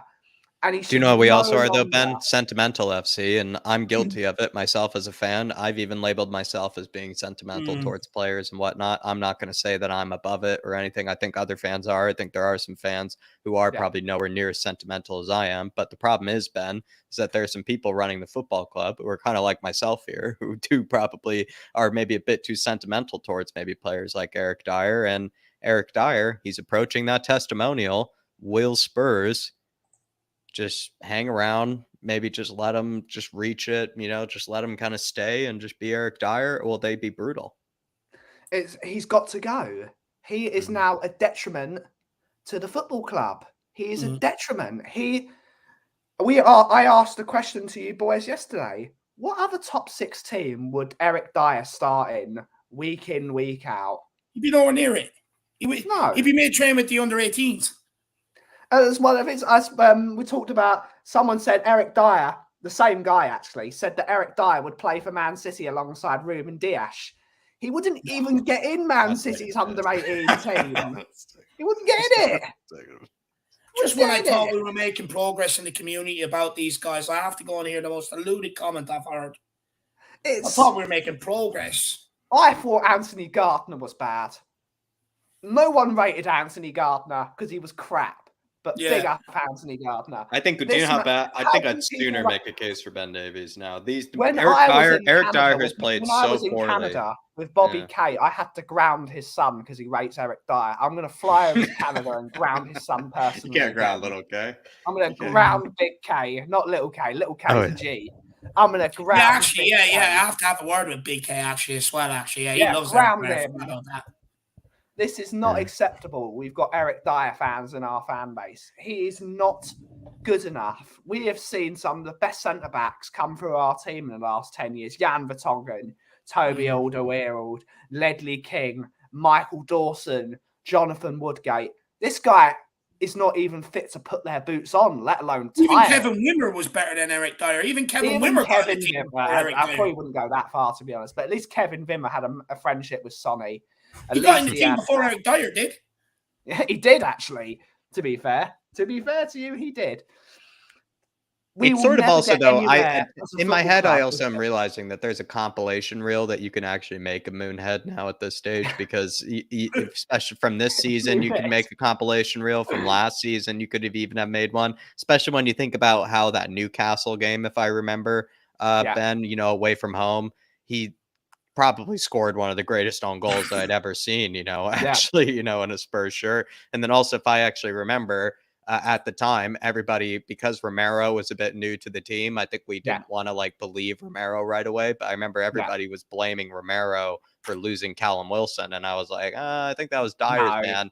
Now we find ourselves a year later, Callum Wilson yet again losing Eric Dyer, on a run. It just feels like, I don't know. Somebody said today, actually, Ben, cycles. He goes through a cycle where he'll play well for a manager, maybe sort of get in the right, group, and maybe be under the manager's sort of, trust.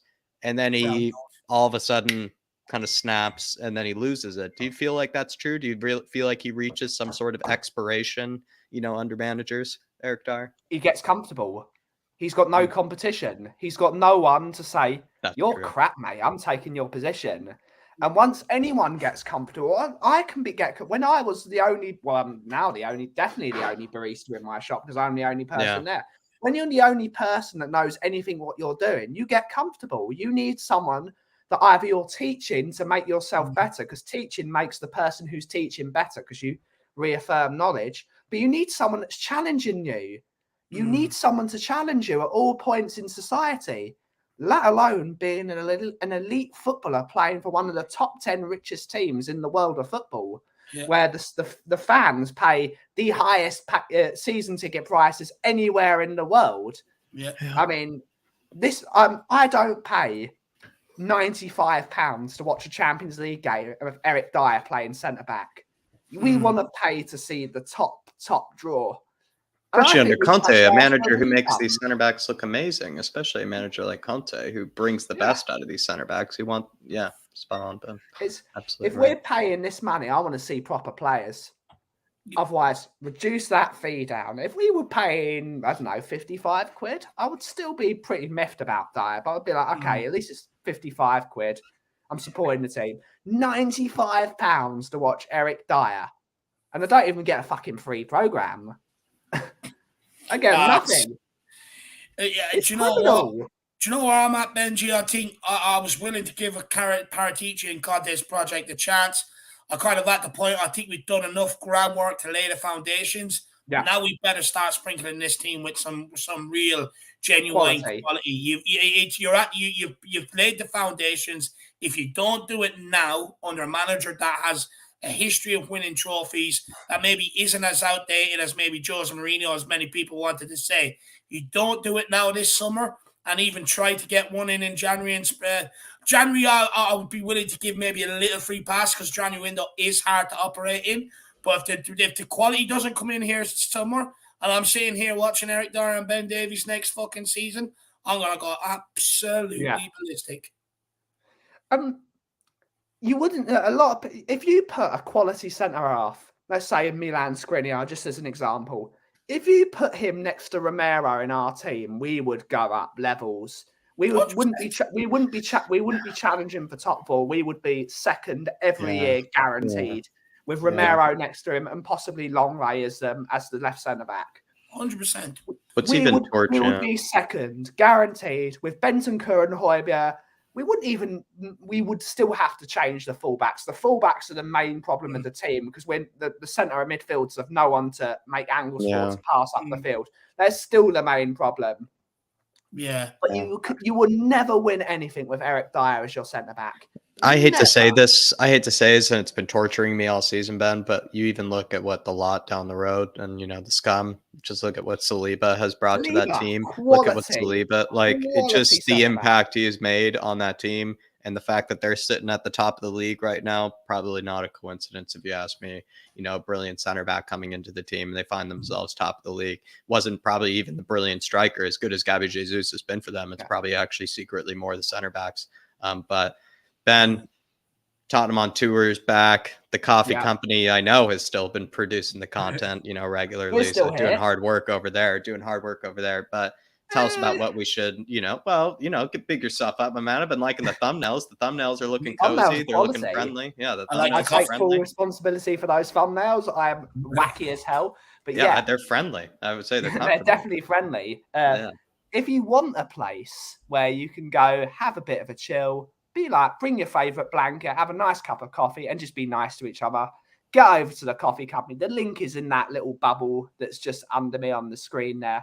Let's just be nice to each other. We are doing a bit more football content, so you boys are always welcome to join. If you're ever free for a coffee afternoon, give me a shout. You're always welcome. And let's just be nice to each other. And of course, Tottenham on Tour is now officially back.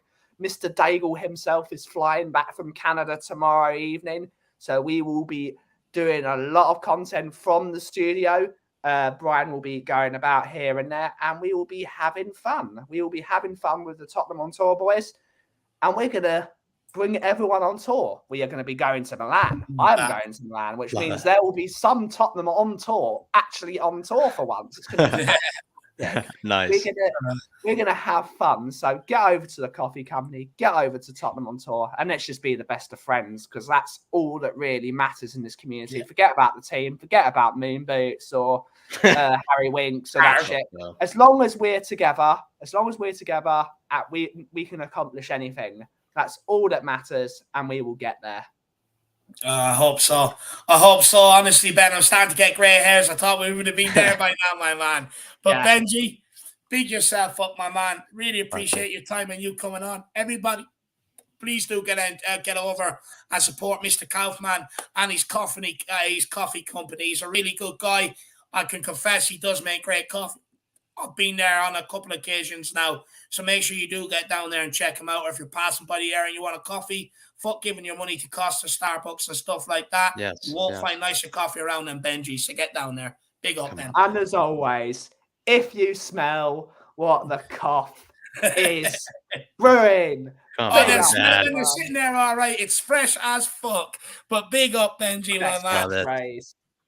Cheers, boys. Have a great evening. See you soon, brother. Same to you, my man. Good big call, up, my man. Great call. I apologize as well for getting your hopes up. For skipping Phil on the queue. Ben, you can go back and watch Coronation Street now, my man. Big yourself up. But look, let's keep this moving. We've got 4 guests left of the evening. The next one is Mr. Davenport. Danny boy. Yeah, there he is. Let's get him on. How are you keeping, my man? I'm fine, thank you. You keeping Good to see you, Dan. Yeah, I'm keeping safe. Yeah. What about the upcoming World Cup? USA against Wales. Gareth Bale scoring again for LAFC. Could cause some problems for the US teams. I think we're just hoping somebody causes England a problem, Dan. I think Dave and I are just hoping somebody causes England a problem, whether it be the Yanks, whether it be the Welsh. We want somebody to cause the English some problems, Dan. I cannot wait for the World Cup to start. Are you going to do any watch-alongs? Watch-alongs, yeah.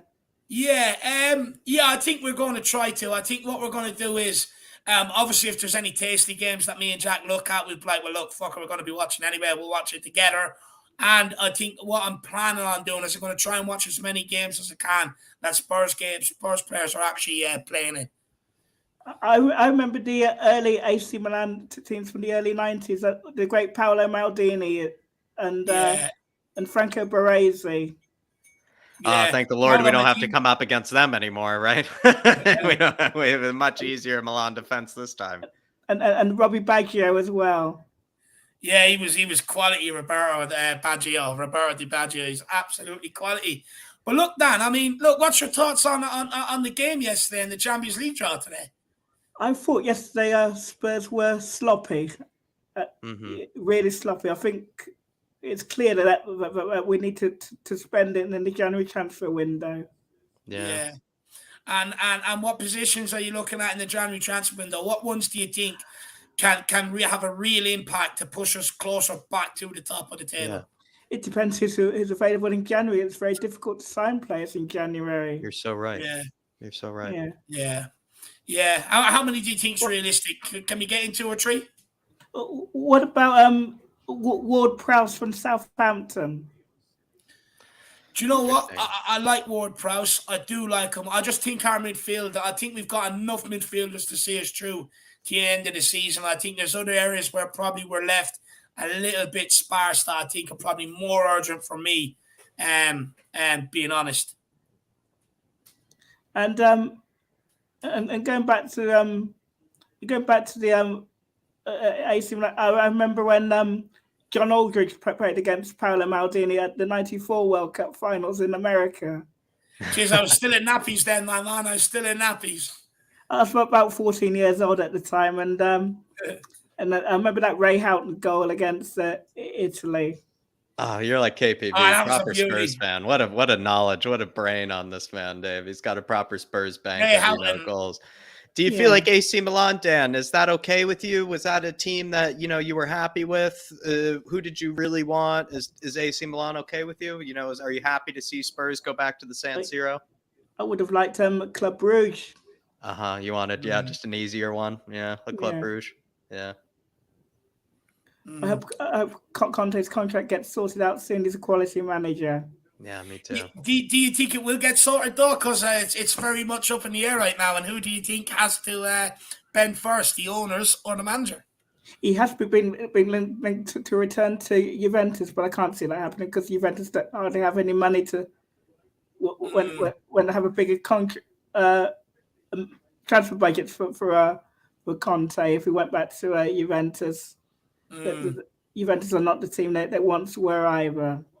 Yeah, very, very, very true. Very true.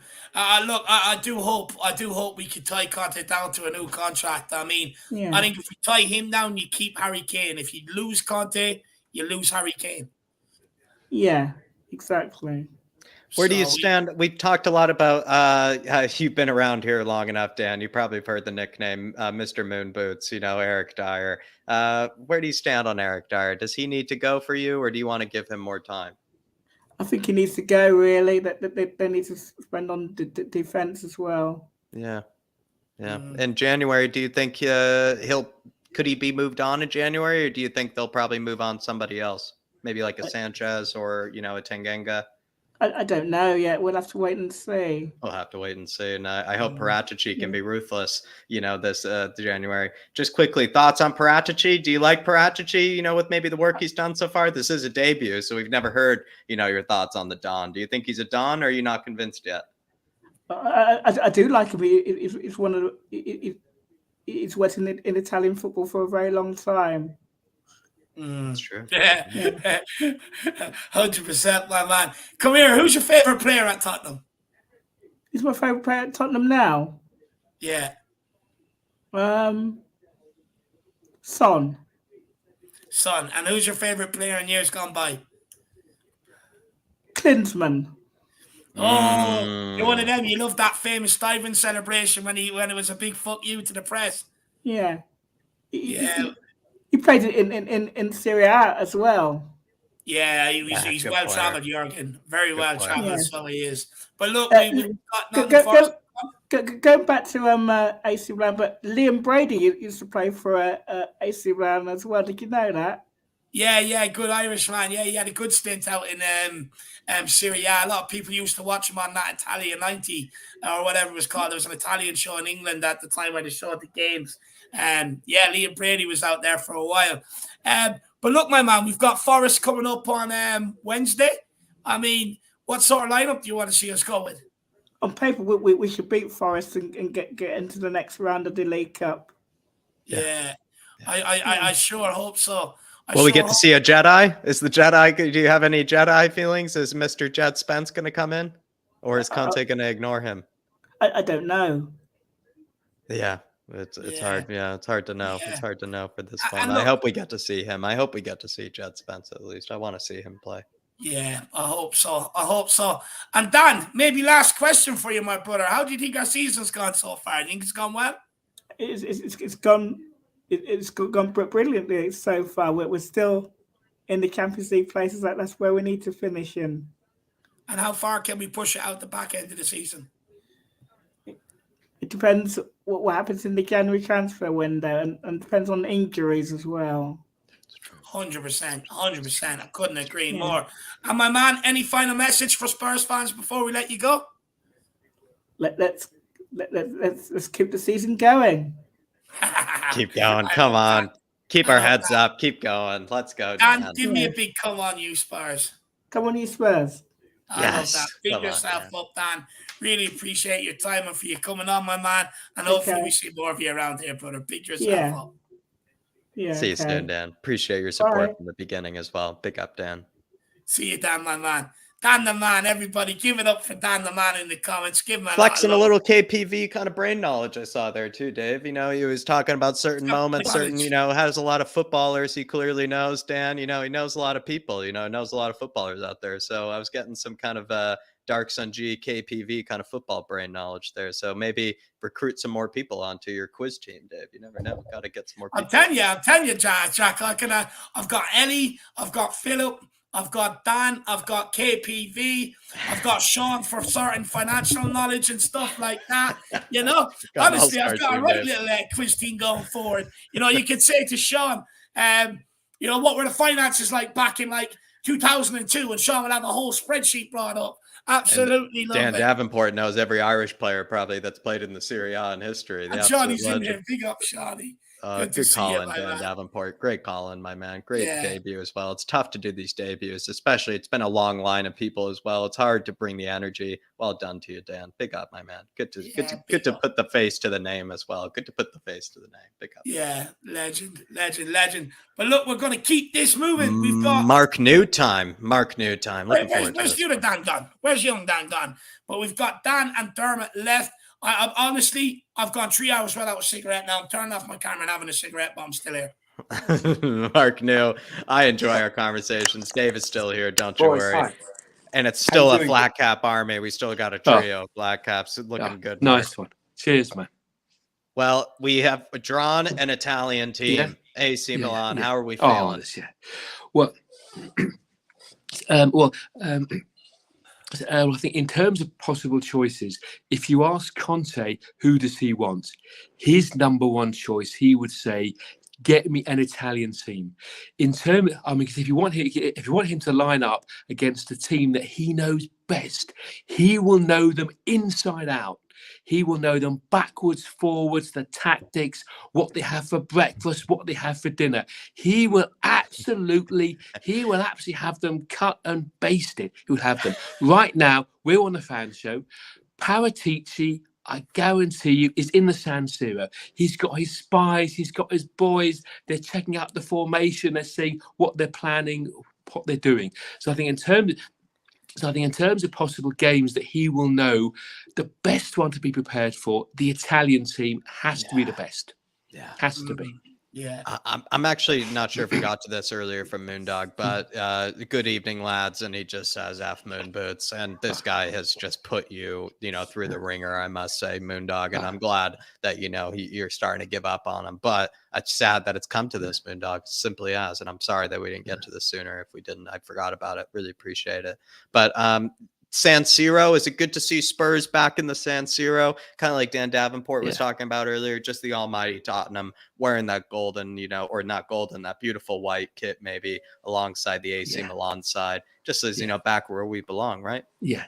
Oh, exactly. I think in terms of the San Siro, it's the history, it's the legacy, it's Bale, it's the hat trick, it's all the big games. And I think in terms of possible games who we could have drawn, people have said like Bruges would have been. In fairness, Bruges would have been a slightly easier game, but we want a game that will set Conte on fire. You've got to really get him on fire. And I think people are obviously saying, is he going to sign his contract? Will he? Won't he sign? And he could have said, Bruges, meh, maybe yes, maybe no. But you tell Conte you're going to play in the San Siro with Tottenham. Yeah. He will be absolutely lined up. But you will have the Tottenham fans there with Italian flags.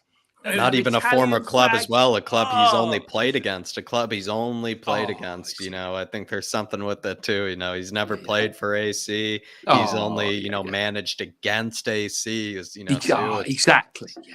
It's definitely built up for it. Do you feel like, talking about January transfer window though, Mark, because let's be honest, going into that San Siro match, I feel like we're going to need some players and center back. How many can we get in January? How many do you think we need? Where do you kind of stand on? What are your, maybe how I put it earlier to Michael, what are your haves and your, what are your must haves, let's say for January, and maybe be realistic too.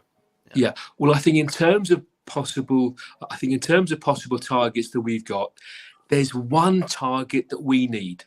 It doesn't matter how much money goes down. You can, whether Levy wants to negotiate tough, he wants to put the money down. My feeling is if he gets Bastoni, Conte signs the fucking contract. It's Bastoni. It's do or die. This is the one. If he leaves Bastoni until the summer, other teams are going in. It's a free. The agents are going in. It's high. It's really just not going to work.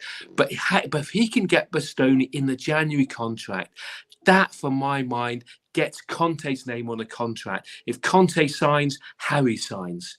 Everything comes down to Bastoni. We can get some other players in. I think a lot of people have said. I think I've said.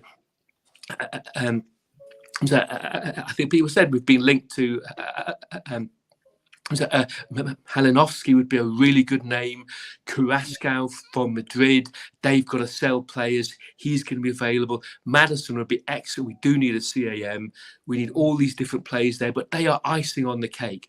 The single player we need is Bastoni. I mean, he's obviously number one.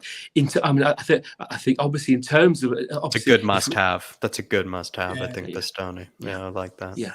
Yeah, I think the other thing is, if you look at it from if you look at it from Conte's viewpoint, if we go into the Milan game and we're going to be playing Emerson and Dier, he's going to just look at his first team, look at the bench, and he's saying, "Boys, really, are you backing me? Are you actually backing me?" Honestly, Rafael Leao and Hernandez, if they see them down the right hand side, it's world class. It's basically two world class players down the left hand side. I think Hernandez and him. It's getting to the point where, and Gary Neville made a point, and I actually agree with him, where when the opposition see our lineup, they're licking their lips when they see our lineup. Licking their lips. Yeah. Oh, yeah. As an England fan, actually, funny enough, Mark, Dave and I. Let us know. I mean, how do you stand on maybe, let's say, a certain Maguire and a certain Eric Dier if they were to be selected for England? Would you see that as a mistake by Southgate if you were just being honest? Well, I mean, there's different viewpoints on it.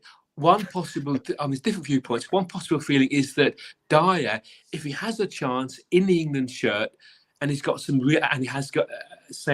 big players around him, he may come good. There may be a chance. But having said that with Dier, so there is a possible chance he may play his way out of it. But knowing Dier as a Spurs fan, you just know he's always got mistakes in him. And to a certain extent, is he our Maguire? Would you put your World Cup on it? That's really what it is for you, Mark. Would you put your World Cup on it? No. Please. No, I think that's you have to put it in those sort of terms, I think, because then you think about what type of defender he is then. A sick part of me kind of wants Dier to get picked, so everyone else in England has to go through what we have to go through. Well, I mean, I must say it's true. I mean, as I must say it's true. The other thing, I mean, how do you put it? The other side of the fence. If Dier does get picked, he has a couple of good games a couple of decent games in the early rounds. He's in the shop window, so it could well be a Spanish team, a Portuguese team. Mark. So trust me, he's been in the shop window the last 8 years. I don't know, Dave. He's never been in a World Cup squad in that sort of manner, though. Perhaps he was at the last World Cup. He scored a free kick, didn't he? Yeah, no, not the last. Oh, yeah, the World Cup was that long ago. That's right. Knocked out in the semis, didn't it?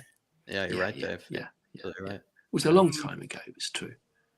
Yeah, it's baffling that he's going to another one. To be honest with you, it just goes to show the state of the defense that England have to pick. You know what? That's going to be your Achilles heel. This contest. Oh, I agree. Yeah.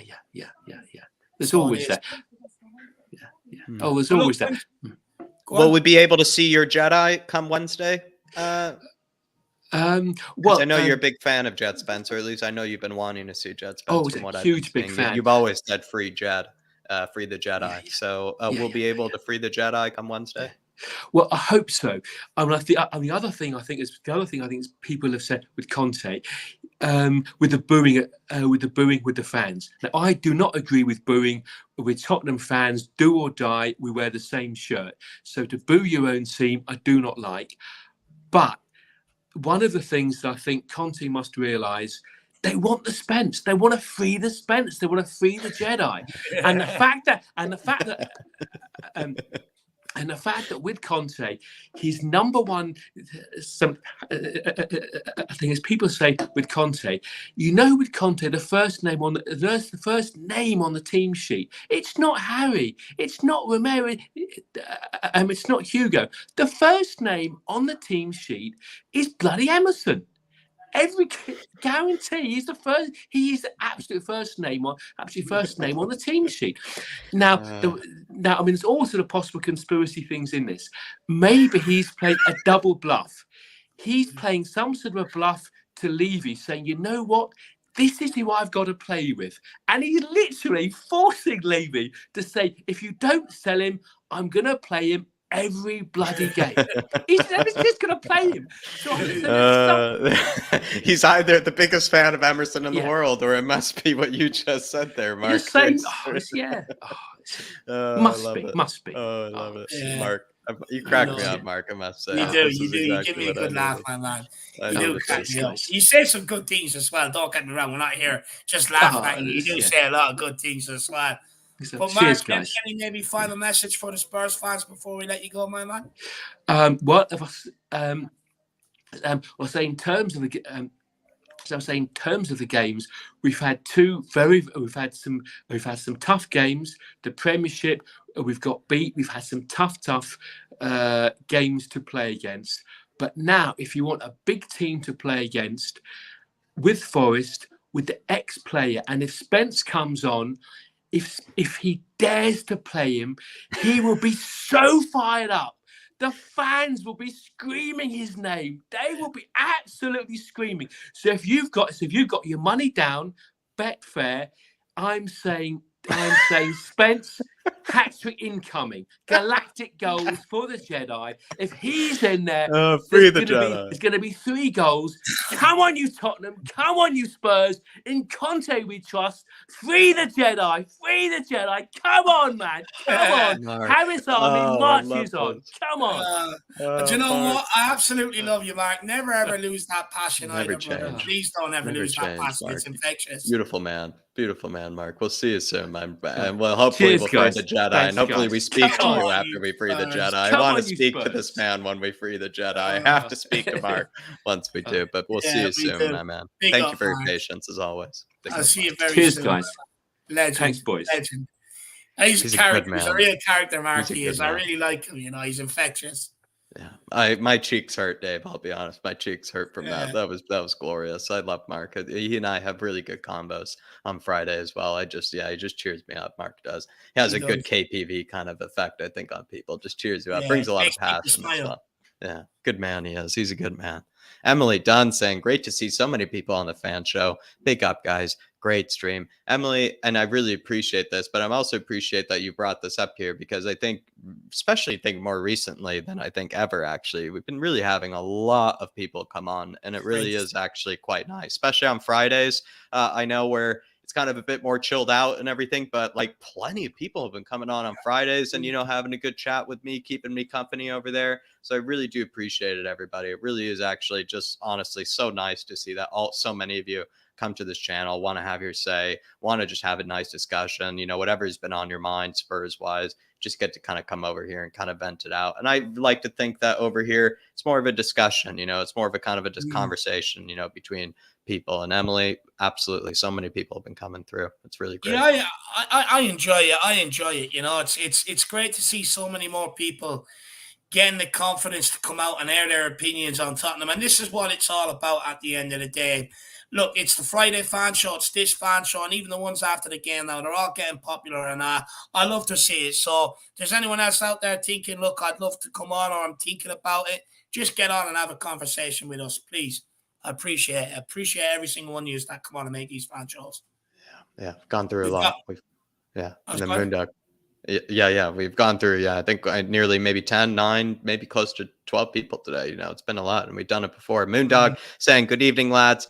F Moon Boots. Moondog, I actually didn't get to this. I got to this quite late, but I did, you know, talk about this earlier. But Moondog, I said, this guy's burned you so many times, man. I mean, I'm not glad that this is how it's had to happen. It feels like it could have happened a whole lot less dramatically than the way that Moon Boots decided to burn you. But in true Moon Boots fashion, I mean, this guy really made a real mess of himself to make you have to lose all faith in the guy. And I'm sorry I had to go out this way, Moondog. But I mean, I'm pretty sure now no longer are there going to be any Moon Boots bets. At least I'm hoping. No more Moon Boots. That's an end to it now, Moondog. I tried to talk you back into it. That's an end to it now. In fact, start putting your money on assists to the own goal. my man. Big yourself What up. kept happening though, Moondog, is people kept trying to feed you back in. I kept trying to take you away, and then people kept, kind of feeding you back in. And I thought that was cruel of them. I thought that was cruel. Adrian Chia saying, "Big up, lads, great show." Sorry, Dyer, screwed up. Adrian, you're in control of the scripts. You're in control of the scripts, Adrian. How'd you let that happen, Adrian? Yeah, how'd you let it happen, my man? How'd you let it Big happen? up, my man. Appreciate you big up, tuning into the Adrian fan Chia. show, though, Adrian. You're absolute legend. Really. I do. hope. Yeah, look, Adrian, come on and have a conversation with us one of these days, my man. Come on, yeah. You always send in super chats with a lot to say. Feel free to come on and have a conversation with us one of these days, brother. And I hope you're feeling better as well. I know you weren't feeling the best yesterday because you celebrated too hard during the week, but hopefully you're feeling better today, my man. Big yourself up. And we've got Mr. Kelly. Aye, sir. I hope you're keeping well. Hopefully things are going well for you down under with the new one. And with Lucas Swan. He says, all right, boys. Sorry I haven't been around of late, but great show as always. Don't worry, William. We know you've been busy in the bedroom, my man. New girlfriend and everything else. It's okay. No need to apologize. Hopefully you're having fun. But he's also been busy. Remember this wooden Spurs thing he was talking about, Jack, doing the press out of this lovely piece of wood on top of the board?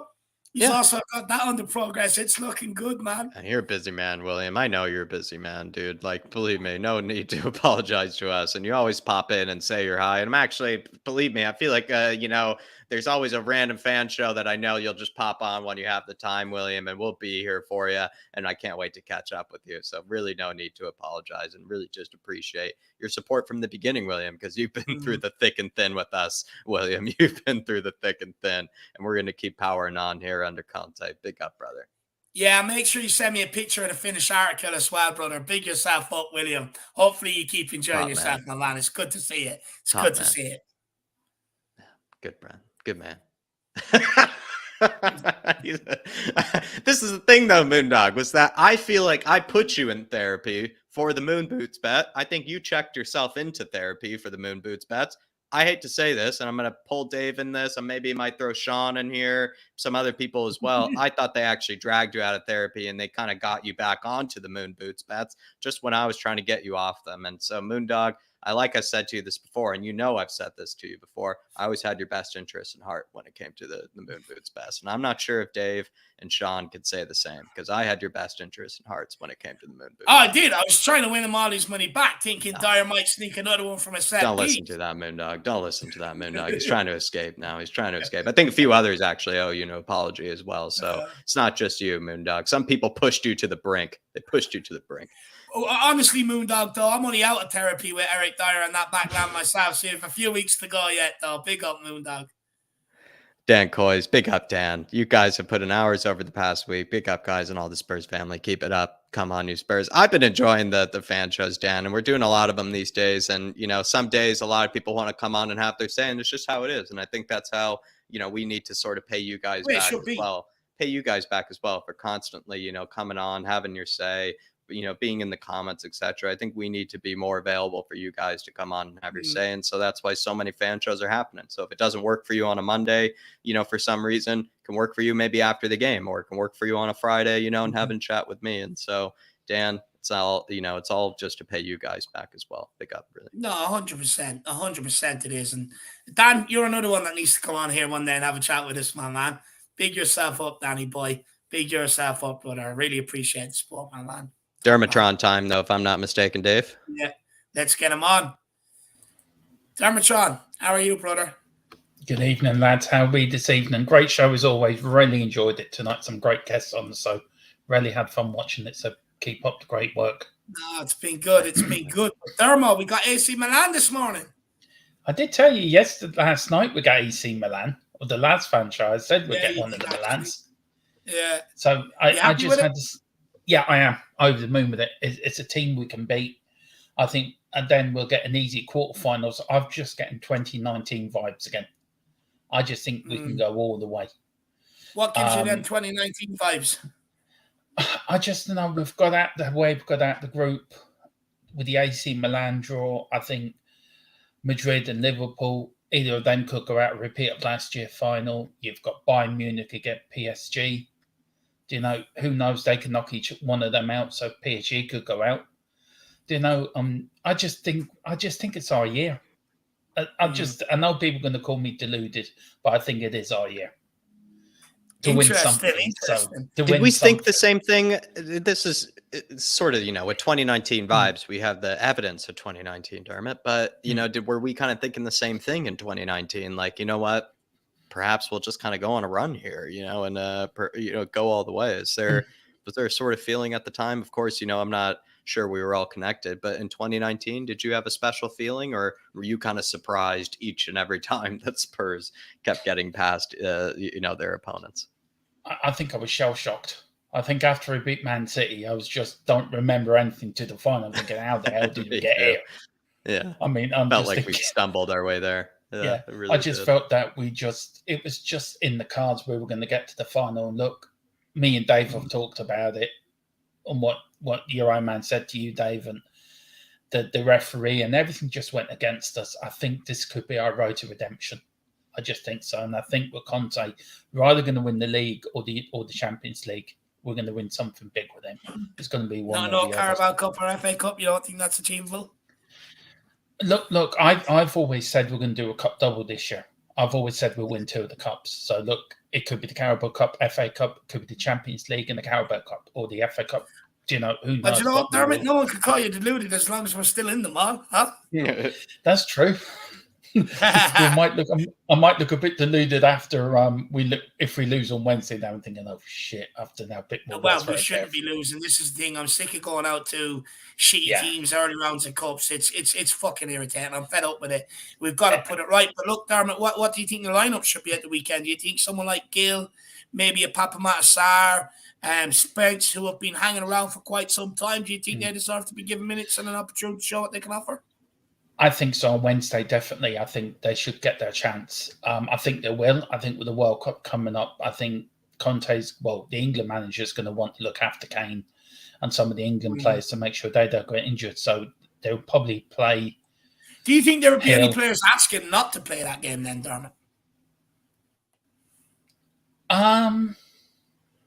No, I don't think so, because I don't think you would never not want to play for your club. They're the ones that pay your wages at the end of the day. I think some of them are too professional. Dier, I hope he does. I hope he says, I don't want to play again for the season, and just send them to some beach somewhere in Zimbabwe or Australia or New Zealand and just leave them out there. And if he's going, tell them bring Sanchez and the rest of the motley crew with him. What was that rhyme you had about Dier, Dermot? If you're Dier and you know it, clap your hands.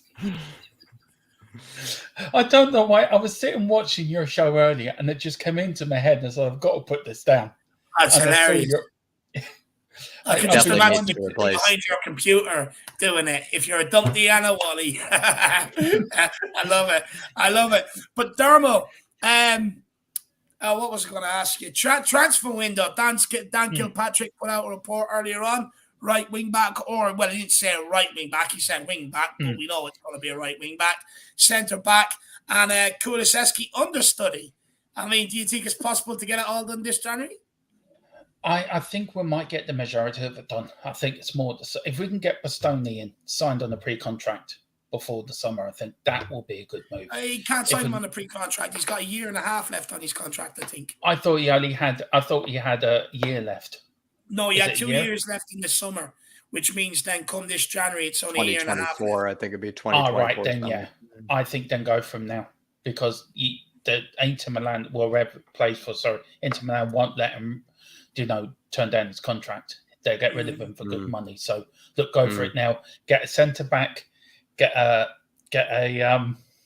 I just saw that. That's why I knew this would start happening, where someone starts going, "Oh, send Dier here," and someone would come in and go, "No, we don't want Dier. Send him over here." Absolutely brilliant. William Kelly says, "Hold on, Dermot. We don't want Dier out here in Oz, mate." I mean, Dermot, it's inconsiderate of you to just put one Australia. How would you just offload him to your fellow Irish brother, as well? Considering you're offloading him to William Kelly. Well, we could send him to the North Pole. There's North Korea. There's no, Santa Claus doesn't want him. I got a message off him. He doesn't want him. Oh, Jesus. Well, we're all fucked then, aren't we? He said he's got no request for Eric Dier this year on his Christmas list. Yeah, Dermot, I just think you send need to him to the apologize moon. to William Kelly, because that's your brother right there. That's your fellow Irish brother, and you've just, inconsiderately, without even thinking, just offloaded it, onto William here. And William is, he's going through a tough time as it is, and he doesn't even. He's got plenty of things to deal with. I would say we'll offload him to New Zealand, but then someone from New Zealand like Rob Yeah, Wallace. that Shamu has to deal with them. That Shamu Yeah, has to deal with them. Shamu will come after Rob him. Wallace, Fiji. Rob Wallace doesn't deserve that. No, look, William, I'm very sorry about sending him out to you. But look, if you can find somewhere for him to go, you let us know. Just stick him in a boat somewhere and just say that way. I mean, Dier, for me, it's the player that you never want to be in your school team. He's the last player you pick. You're picking all the players, and next thing you come up to Dier and you go, I don't want him. And the other player says, we don't want him. Somebody's got to pick him. I mean, he's atrocious, honest to God. It gives me. Do you feel like him, Sanchez, they're done. Absolutely finished. And by the way, big up Matty Hayes, brother. I hope you're keeping well on that. Good to see you in here, Matty. It's good to see you. It's good to see that you made it back from England. You're over there long enough, Matty. You're over in London for what? Nearly a week and a half? That sounds nice. Yeah, big up, Matty. I'm jealous, by the way. Please don't tell me you had your auntie's curry and her special dessert either. That's right. I've heard of that. Jealous. I've heard of that. Big up, Matty. Good to see you in here, my man. Really appreciate you, brother. Yeah, good to see you. Good to see you. But Dermot, I mean, what do you think of the booing at the Liverpool game the other day? Do you think it's like you have Mark who says no, doesn't agree with it, along with Phil as well, but then you have me who says no, fucking right, they deserve it.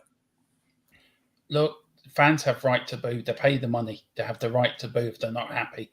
It's not at Conte. I could understand what Conte was saying. I think I agree with you, Dave. It's more deflecting off the players. But I think the players need to listen to that and understand that they're not happy with them.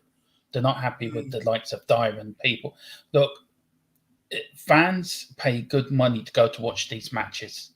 So they have a right to boo. If you went into a restaurant and bought a bad meal, you have a right to complain. So fans have a right to complain as well. So I have no problem with it. It should cheer them up, which it did in the second half. But that game Sunday, Dave, it wasn't as bad as people were making it out to be. If the penalty went our way, we took our chances. We'd come out with a point or we won the game. If Dopey died, didn't make his mistake, which there is a mistake in it, Salah would never have scored his goal. So, it's a lot of ifs and buts and maybe. But we've got to look at the positives. We are third in the league. We're in the second round of 16 of the European Cup or the Champions League. We're in the third round of the Carabao Cup. Look, we're in a good position.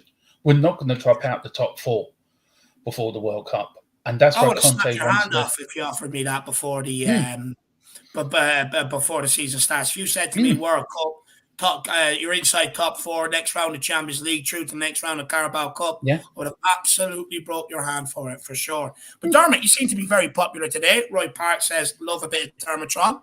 We've also got Matty saying he did have that dessert, which quite jealous of, by the way. Very, very jealous. I kept you up for a while, Matty. So it's a very, very nice dessert. Bryce, actually, what do you think of Dermot trying to send Eric Dier your way, by the way? Just let me know. He was trying to ship Eric Dier off to Australia, my man. Disney on Ice, though, you're right. They could actually get a part on Broadway. I'm not sure if Jack wants him, though, in New York. That's the problem. And then William Kelly also says, Dermot, if you have to send out here, Dermot, I'll make sure he conveniently goes missing forever. Just call me the Hitman Kelly. do you know what, William? I'll be ringing you later with information. So there you go. The Hitman Kelly, Hitman Kelly. He's probably walking around the outback with his big cowboy boots on, going on the Hitman Kelly. Big up, William. Absolutely. He's almost like he's such a nice guy. It's almost kind of deceiving, perhaps, of the Hitman Kelly. Kind of works, maybe during the day, the nicest, rosiest cheeked man. At night, the Hitman Kelly. You never know, actually. It's like a tale out there, It's like, did you ever hear of the Hitman Kelly? You know what I mean? Absolutely love it. Big up, there's Irish folklore about him down it, over here for years about the hitman Kelly, and there you go. He's out in Australia now. That's why he's over there. in Australia. He's an outlaw. Yeah. He's an outlaw, so he is. Big up, Mr. Kelly. Brother. Dermot, any messages for Spurs fans you want to send out there? Yeah, look, let's not get bogged down with who did what. He did this, you did that. Look, we're all in it together. Conte will take us there. As for Spence, it doesn't seem like certain individuals are with us, though, Dermot. Like Dier and Sanchez and that. It doesn't feel like we are all in it together with like Dier and Sanchez. No, well, I'm not talking about them numpties. I'm talking about the people, the players that are in it together. And as for Spence, Levy's like Darth Vader, and he's got him in somewhere in his jail somewhere. You just have to send in Conte, who's a bit like Luke Skywalker, right, and just get him out of there. I think I have always said Spence is the next big thing at Tottenham. I've always said that, and I stand by that. You watch him go. If he starts, you go. And look, we're in a better place than we were last season. We just got to stay positive. And look, what happened? Look, I've always said I'll give Conte Levy this year. He hasn't sort of proved me wrong. He backed him in January. He backed him again in the summer. He'll back him again. I think he will back him again next summer. Look, you can't please every fan in the world, but for me, I love my club and we're going in the right direction. So let's keep the faith. Let's keep on Conte's train. The Don is doing his job. Conte will do his job, and on we go. I love that, my man. And where can people find you? Yeah, you can come over to find me, Philip Brady, the Godfather, who was on earlier, who was brilliant as always. I call him now Jack Sparrow of the Seven Seas. I did say earlier, Philip Brady's one of the nicest men you meet on YouTube, right? But he travels more than our Taoiseach does, which is our Prime Minister, like for everybody else. If he ran for president, he'll get my vote, right? But he's got to do one thing for me. Sack that useless fucking Kenny of the Ireland job, then he'll get my vote. Why is it you call him again? Jack Sparrow or Philip Sparrow of the Seven Seas? Jack Sparrow of the Seven Seas. It's Jack Sparrow of the Seven Seas. Look, you can find me, Philip, Ellie, and Ellie, if you're watching, I hope you feel better, honey. She had a bit of a fall yesterday outside the ground. So she's a bit better and bruised. So look, Ellie, I hope you're feeling better, honey. And yeah, we've got things going over there. We've got the charity stream coming up on the 18th. Me and Ellie are going to do a 12-hour stream. We've got a debate on Thursday about the World Cup. Has the World Cup lost its magic? And we've got other bits and pieces coming up. So I'm going to do a load of World Cup stuff as well. I'm going to go down World Cup memory lane and go through some World Cups and go through the matches. And did Maradona touch the ball? Or, I don't think he did, but many English people think he did. But I think it come off his hair. And who was the greatest ever player? George Best or Ryan Giggs? We're going to go through generational players and pit them together, and we're going to have lots of fun over there. So we've got loads coming up. I love that. I love that. We're looking to get to 800 before New Year's. We're looking to get to 800 before the New Year, so we can start off on the search for 200 to the 1,000 then. So I love that. I love that. Everybody, get over, check out THFC Till I Die. You've got Sparrow of the Seven Seas, the Godfather over there. You've also got Dermatron, and then you've also got Queen Ellie Hoiberg as well. So make sure you get over there, check it out. She's got a new nickname now, Dave. She's now called Ellitron. Oh, okay. We've nicknamed her Ellitron now. So we've got Philippatron, Ellitron, and Dermatron, and Ollatron. Absolutely love it. And Davidtron. And Jackotron. So there you go. All the trons are going around. You're watching too much Transformers, Dermot. You need to give him a break, my man. Do you know what? You said the other day I'm not right in the head. I don't think I've been right in the head for years, so I'm not changing. Well, Dermo, beat yourself up, my man, and we'll see you again soon, brother. Love you, brother. See you God soon. bless everyone. Come on, big up, Dermo. Come on, you Spurs. Come on, you Spurs. Everybody, get over and give Dermot the love he deserves. He's a funny fucker, and he is a funny guy. But let's bring on the closing act of the evening. It is the last guest, and it's young Dan. How you keeping, my man? Yeah, man, it's been a long time. I've spoken with you guys. It was like 2 weeks. My card wasn't working, so I couldn't get a membership. But I'm back, and I'm happy to be back. Big up to you. Stuff like that, man. You have my Twitter. Just Twitter me, and I'll get the link over to you.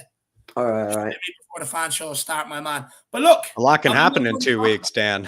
You said a long time. When you said 2 weeks, I was like, 2 weeks isn't that long, but a lot can happen in 2 weeks. So you're exactly right. And where do you stand right now? Like, what's on your mind, Dan? Like, what's sort of, keeping you up late at night, maybe at Spurs, and what's sort of making you feel like you need to come on and have your say? What's kind of bogging you down? Well, yesterday I was absolutely pissed off.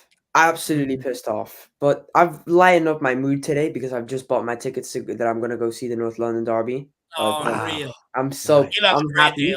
But that's like the level of pissed off I was that I'm still pissed off after securing tickets for one of the hardest games to secure tickets for. Yeah, that would take a lot. Still pissed off. That just shows how bad the performance was. How'd you get tickets for the North London derby? StubHub. Jesus, man, fair play to you. Fair play to you. Do you know what? You'll have a great day over there. I'm not sure if I can get over for it. I will try, but if I'm over there, I'd love to be over there and have a chat, my man. Yeah, but in terms of the performance, I don't even think the performance was that bad. Like, that second half was really good. But what freaking pisses me off is the stupid individual mistakes. The stupid, countless individual mistakes. Eric Dier. What we need to do as a fan base is that we need to sit down and reevaluate every single player, and we have to be more ruthless. We can't just be, last 3 games he was pretty decent. Yeah, that's true. We have to get him out. We gotta go. All right, I want him out of the club. Big up, Liam. I know, Dan. I like that theory that you had there. I think even Sean actually wanted to do that at some stage too, where he wanted to have some people and just say, "Listen, let's just look at some of the players we have and compare them to maybe some of the other clubs that are around our size." Do you feel that, do you feel like you still want Dier if you compare him to this player? Most people probably wouldn't say they would keep Dier. I think that's a good way to look at it, where we are a bit of a sentimental FC. And I'll be honest, Dan, I'm guilty of it myself. I'm not somebody that's not guilty of it. I am guilty of being sentimental. But Jack, it's not even sentimental, because the thing is that we're very reactionary. So let's say one player will have a bad game. Like last week, they were like, "Oh, he's the greatest player of all time." Then the next week, he has to leave the club. As a fan base, we just need to reevaluate our mentality. And when Son was going through the whole, he's kind of still is, but the bad patch of form, some fans were saying that he's unbenchable, unrestable. That mentality needs to be erased from this club if we're gonna ever be a big club. We need to sit down. That'll get erased when you've got the quality players to come in and replace these guys. The thing is that we had Richarlison that could have come in and replaced. He's not at Son's level, though. He's nowhere near it. He was playing better than Son at that moment in time, and he would have been more useful in starting 11 than Son was at that moment in time. I disagree. I thought Richarlison was absolutely awful, if I'm being honest. Well, I think that I don't think that he's been the greatest, but I think that he would be more useful. That's what I think. Because Son has been, let's be honest, he's been poor. I'm a big fan of him, but he's been poor. He's been extremely poor. But I think Richarlison has created more than throughout the season. He's created pretty much the same amount as Son has this season, and he's come off and he's had cameos off the bench. He's been injured for most of the season, and he's created the same amount of that Son has. So that just tells you everything you need to know. I disagree slightly. I'll tell you why. For me, Richarlison's a striker. He's not a winger, and you put him out on the wing. Although Son hasn't been at his best, he's still much better on the ball than what Richarlison is. Richarlison was giving away the ball left, right, and centre. And this is important. We speak about the mentality of the fan base, but we're very quick to big up someone like Richarlison, even though he was absolutely awful and his touches were all over the place. But we're very quick to turn on someone like Son, who has 4, 5, 6 years of absolutely phenomenal football at Tottenham Hotspur. Listen, for me, I even had a lot of patience for Son. I came on a few times, and I think I said that the whole fan base has to give him a rest. But it was around, he had scored the 3 goals against Leicester. I was buzzing. I thought he was going to come back. We got Sonny back. Then there was 2 games that we were still poor. At that point, I was like, all right, Richarlison has to come in and start starting. And that's when he picked up the injury. But I was still patient with him. The problem that I had with the fan base was the people saying that we had to sell him. That's exactly what you're saying, David. Reactionary. But I think there was a certain point where Richarlison was doing enough to get into the starting 11.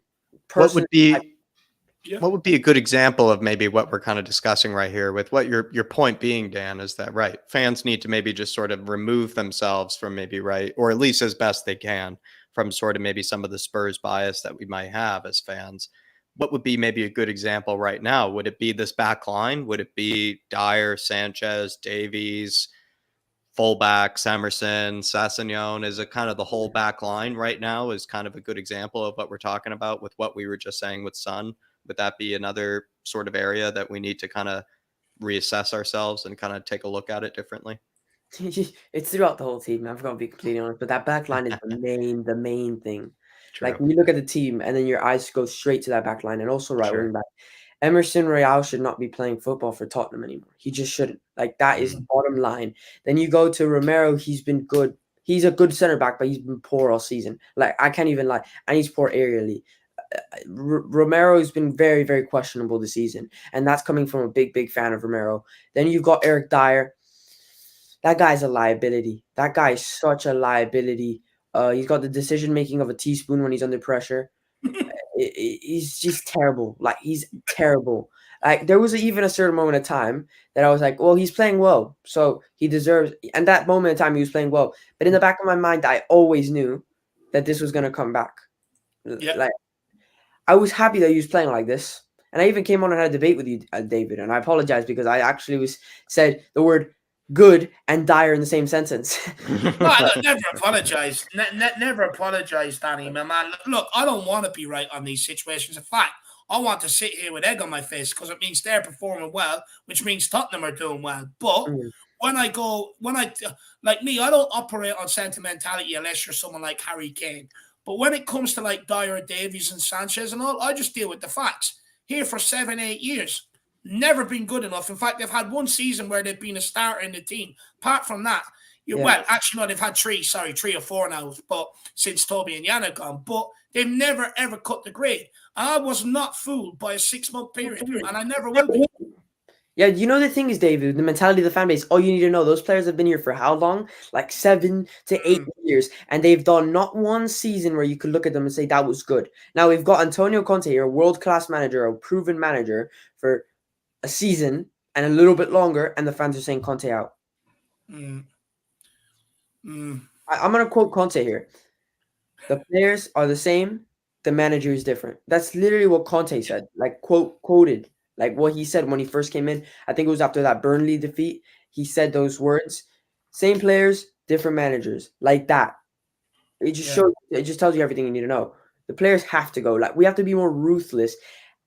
It's like the fans just keep putting that ruthlessness into the manager. And I'm also someone that likes to say that when kickoff begins, I want those players to do the best. I don't have an agenda against any player. Like Emerson Royale, I say him all the time, but when he's on the ball, I'm like, please put a good cross in. I know in the back of my mind it's never going to happen. There's more of a chance that the moon falls on the earth tomorrow. But I want him to do well. You know, I want him to do well. I want every single player on the team to do well. If you're wearing a Tottenham Hotspur kit, I want you to do well. The problem, and then after is when the problem comes, because you got to analyze. You got to look at the players in each position. You got to go. Emerson Royale is not good enough. He doesn't have the quality to play for Tottenham Hotspur if we want to be a serious club. We need to go in January, and we need to reinforce. We need to reinforce. Like, do you feel the same way with Doherty as well? Yeah, I do, because the thing is that he had one decent run of form, and fans. Oh well, he's my favorite player. The whole Dohertinho joke was a joke, but the fans, we need. But it's kind of, you feel the same way. We're just ultimately just not good enough for Spurs, you know, for either of them or both of them. Yeah, he's done more bad than he's done more good. So it's just then. Where do we find ourselves then, Dan, on the right wing back situation? Because Emerson, like you said, Doherty, like you said, just simply not good enough. Spence isn't wanting to be used by Antonio Conte. We then find ourselves with 3 right wing backs that essentially are not usable or we don't want to use. We also find ourselves as well with Sanchez, Dier, Tanganga, players that were kept around by Hitchin and, you know, Levy and whatnot, that also, you know, Daniel Levy doesn't really want to get rid of. Or sorry, not Daniel Levy, Conte does, or Conte wants to get rid of as well. So it's a tough situation. Like you're basically, you know, adding more players to the list that Parachi has to get rid of. The poor guy's already gotten rid of like 20 players as it is. Looks like he's going to have to get rid of, you know, 20 more. Yeah, but that's what needs to happen. That is what needs to happen. We need quality right wing back. there's names like I would love Cuadrado. I've been saying that for 2 seasons, but it seems like every time we reinforce and get a new right wing back, the guy that we had before was better. So I'm hoping that doesn't happen with because I don't think the bar can get any lower. I honestly do not believe the bar can get any lower. You put a Cone at right wing back and he does a better job of crossing the foot. Like it's just the way it is. Like, but that's the thing that's where Paratici gets his money. He can find a player like he did with Destiny Udogie that is a quality player. I wouldn't say Destiny Udogie is out there as much. He's more of an unknown player. But if we could sign one of the quality of Destiny Udogie, who's been proving himself in the league, I wouldn't necessarily say that he's young because our back line is looking very young. And that's kind of starting to become a bad thing because, as you've seen, there's not enough experience. And that's how those stupid individual mistakes continue happening. So maybe somebody more experienced like Juan Cuadrado or somebody like that. But yeah, I think that Paratici has to go to the transfer market. He has to look for a right wing back. And we have to reinforce. Like, that position is crucial because the thing is that with Antonio Conte's way of playing football, the right wing backs are the main, the way that all the if you notice in the games, a lot of fans have noticed this, but you probably have noticed, Royale gets all the chances. And it's frustrating. Like, any player on the pitch you could pick, every player on the pitch you could pick to not get all the chances, it'd be Emerson. Like, I'd rather have Lloris getting those chances. But Emerson, he gets all of them because that's the most pivotal position in the team. And then we've got the worst player in that position in the league playing in the most important position in our team. I don't understand it. I do not understand how that could be happening. But I just we're lucky that Kulu's back, Dan, because now he can alleviate some of that pressure and just take the ball off him, and we can rely on his quality, my man. But do you know what, Dan? I think you're absolutely spot on with what you say there, my man. I think we do have to. I think at all costs, it's just got to happen now. Get these guys gone. No more chances. They're like cats. They've had 9 lives. Get them gone and get someone else in. That's good enough. They've had more than 9 lives. Let's just say that. Yeah, seems like that, my man. It seems like that. But Dan, where can people find you, buddy? You guys can find me at Dan THFC. I do content for every game. I'm about to start my Monday podcast in a few hours. So yeah, you can find me over there. Big up big up David, big up Jack. Make sure you guys subscribe to the Irish podcast if you haven't already. By the way, I'm about to hit I'm about to hit 800 subscribers on the road to 1K. If we could get there before the end of the season, that'd be brilliant. But yeah, big up to you guys and big up to everybody. Look, this young lad speaks sense. Ever since he first came into the Spurs community, he's very popular because he does speak a lot of sense. He's got a good shoulder, a good head on young shoulders. So everybody, please get over there, smash that subscribe button on the channel, and let's give him the support. Let's get him up to over 800. He deserves it. Big up, Danny. Legend. Big him up. Everybody, give him the support. Come on, you Spurs, and I'm going to continue saying it until I see it permanently. Get Harry Kane off free kicks. Love that tag. Love that tag on. Big up, Dan. He leaves so I can't even respond. Big up, Dan. Big yourself up, my man. But look, guys, there you have it. The end to another fan show. I think I went back and calculated there 14 people on today. That might be tied record. That's easily a tied record because I think the one that I remember, the next biggest one was recently we pulled off a 13er. But I think maybe a long time ago, I remember a certain North London derby. I think we got up to 14 maybe for that one too. But definitely big one. And really, again, though, like Emily brought up, really appreciate everybody that has been coming on and having their say. We would love to go through more, but we are only 2 people, I think, at the end of the day. And we do need to have our dinner. We need to be able to take a load off ourselves. But everybody, we're going like through 3 fan shows a week, I think, at this stage, practically. So there are plenty of other opportunities to come on and have your say if you do want to come on and have a chat as well. So it doesn't have to be just Monday nights anymore. It can be Friday. It can be after the game. Whatever you need, we'll be there for you. 100%. But guys, I've really enjoyed it. Really enjoyed all the guests coming on, hearing what they have to say. If you want to be more part of these, feel free to grab that fan show membership, guys. Look, you got a lot out of us today. 4 hours on the fan show, 3 streams out of me today, 2 out of Jacko. But you know what? We'll still be back here tomorrow talking about Tottenham again. We will have a debate show out tomorrow evening. Hopefully it is with We Are Tottenham TV and Shawnee. So guys, look out for that. If not, we'll find someone else to step in for sure. But guys, we're going to leave it there. We are off. It's been a long day. It's been a good day. And hopefully tomorrow is even better. Come on, you Spurs. Come on, you Spurs. In In Conte we Conte we trust. trust. See you soon, everybody. See you soon, everyone.